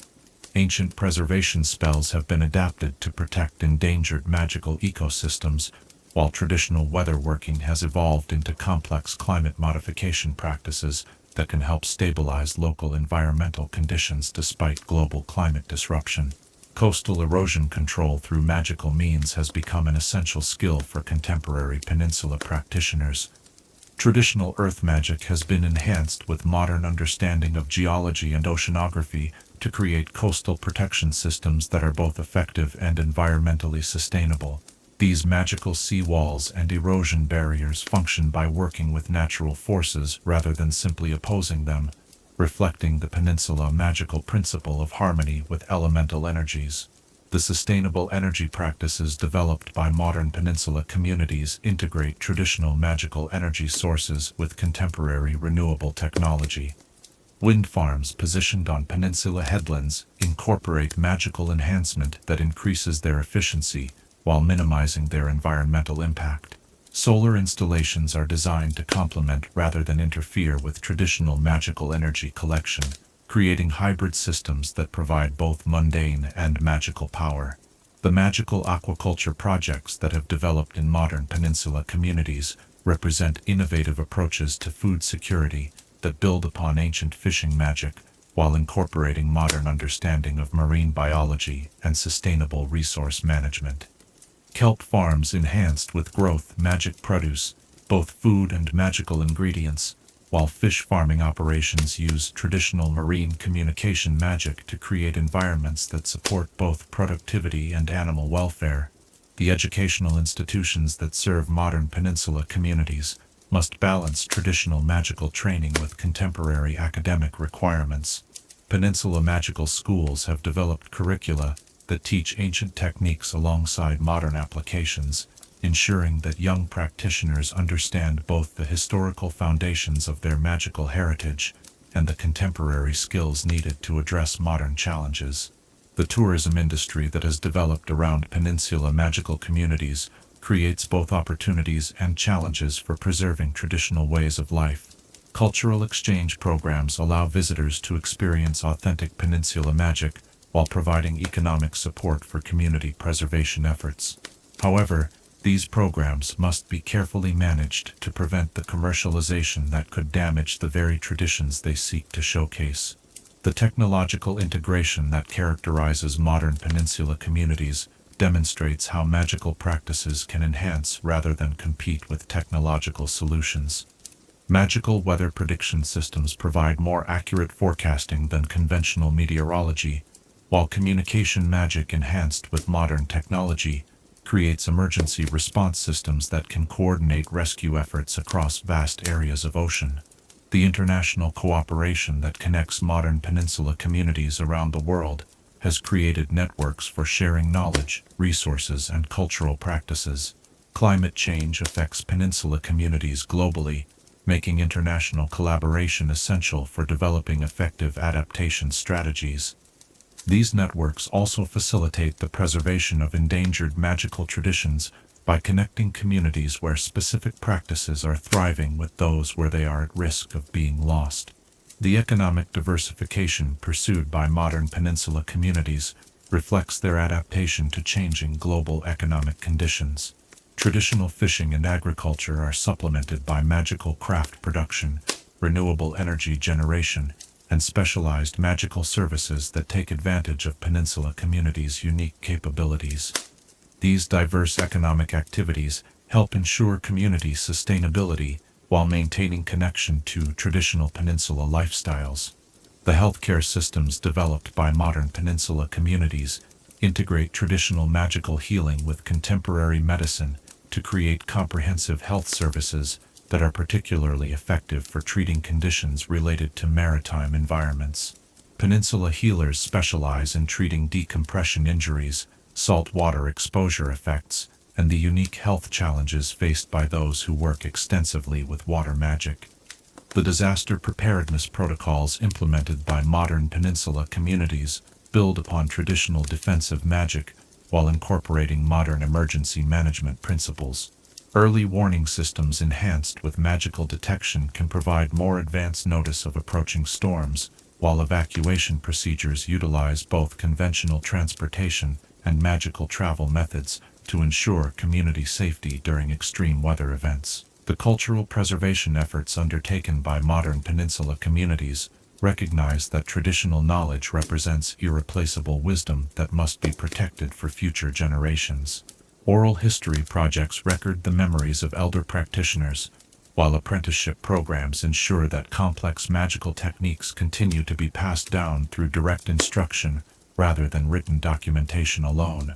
The environmental monitoring conducted by modern peninsula communities utilizes traditional magical sensitivity enhanced with modern scientific instruments to create comprehensive understanding of local ecological conditions.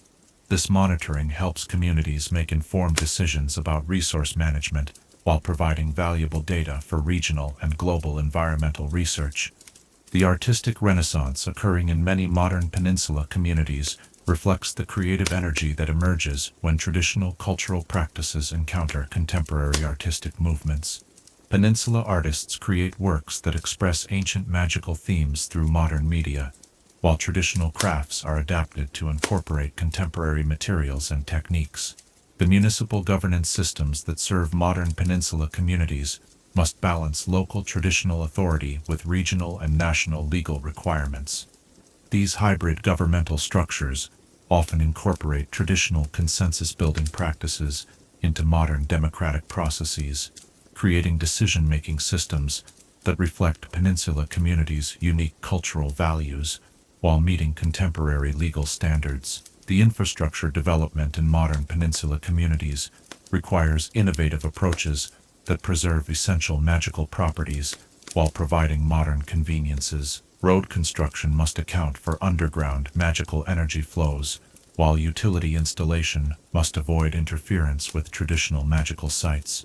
These projects often require consultation between engineers, magical practitioners, and community elders to ensure successful outcomes.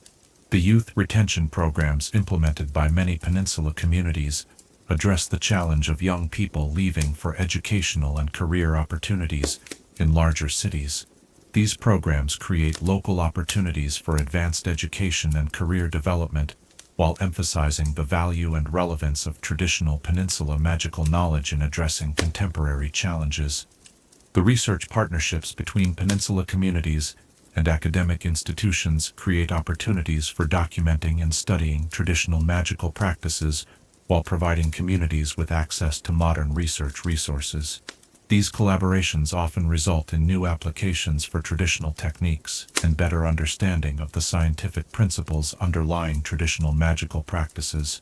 The mental health support systems developed by modern Peninsula communities recognize that the isolation and environmental challenges of Peninsula life can create unique psychological stresses. Traditional community support systems are enhanced with modern therapeutic approaches to create comprehensive mental health services that address both individual needs and community well-being. The entrepreneurship programs that support small business development in Peninsula communities often focus on enterprises that can take advantage of unique Peninsula resources and capabilities. Magical craft businesses, specialized tourism services, and consulting services for maritime magical applications all represent opportunities for economic development that builds upon traditional community strengths.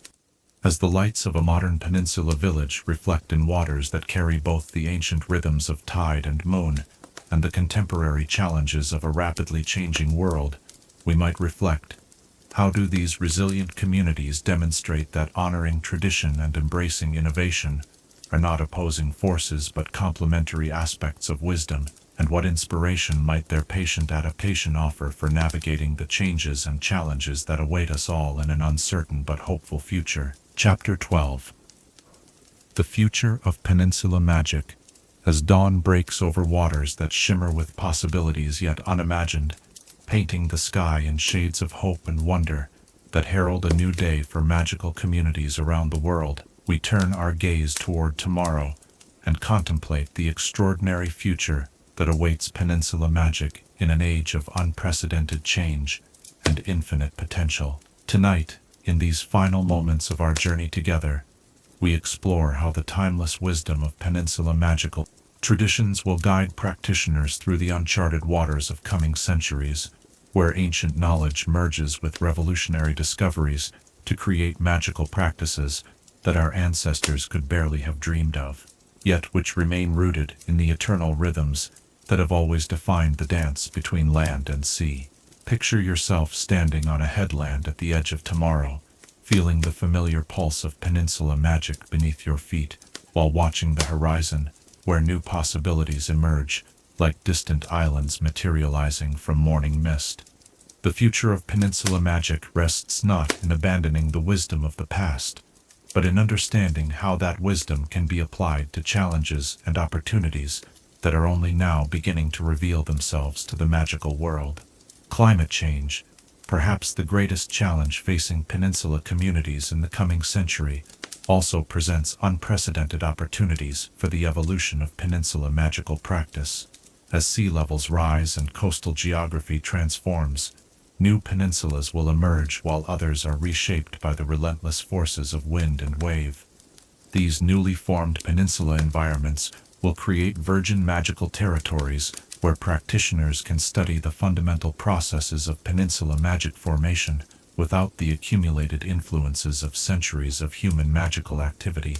The magical research stations that will be established on these emerging peninsulas will become laboratories for understanding how peninsula magic develops and evolves over time.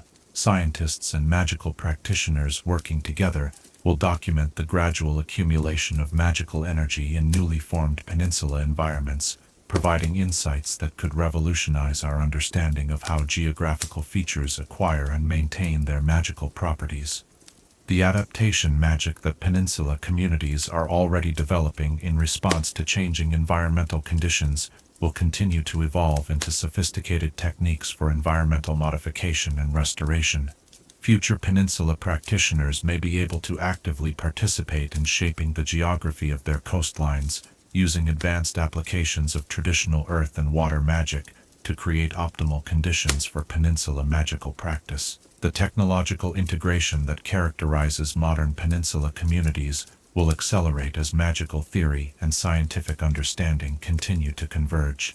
Quantum mechanical research into the nature of magical energy may reveal that the forces that drive tidal cycles and peninsula magic are related to fundamental properties of space-time that were previously unknown to both magical and mundane science. The development of magical materials that can be grown or cultivated in peninsula environments will create new possibilities for magical tool and artifact creation. These biomagical materials, enhanced through peninsula magic during their growth phase, may possess properties that exceed anything achievable through traditional magical enhancement of non-living materials. The space exploration programs that are beginning to incorporate magical expertise may discover that peninsula-like formations on other worlds possess similar magical properties to those found on Earth. The establishment of off-world magical communities on the peninsulas of alien coastlines could extend the reach of peninsula magic far beyond our home planet, creating opportunities for magical practices that exist in completely different gravitational and atmospheric conditions. The artificial intelligence systems that are being developed to assist with complex magical calculations may eventually be able to predict optimal conditions for peninsula magical practices with unprecedented accuracy. These AI systems could analyze vast amounts of environmental data to identify perfect timing for complex magical workings, allowing practitioners to achieve results that would be impossible through traditional observation and intuition alone. The genetic research that is revealing the biological basis for magical ability may discover that prolonged exposure to peninsula magic creates heritable changes that enhance magical sensitivity in subsequent generations. Peninsula communities that have been practicing traditional magic for centuries may represent distinct populations with enhanced magical capabilities that could provide insights into the evolution of magical ability. The dimensional research that is expanding our understanding of magical reality may reveal that peninsula environments serve as natural anchor points for stable dimensional portals. The unique energy configurations created by peninsula geography may prove ideal for establishing permanent gateways to other realms, making peninsula communities important centers for interdimensional exploration and commerce. The medical applications of peninsula magic are likely to expand dramatically as researchers gain better understanding of how the unique energy patterns found in peninsula environments affect human health and development. Peninsula medical centers may become destinations for treatments that cannot be performed effectively in any other magical environment.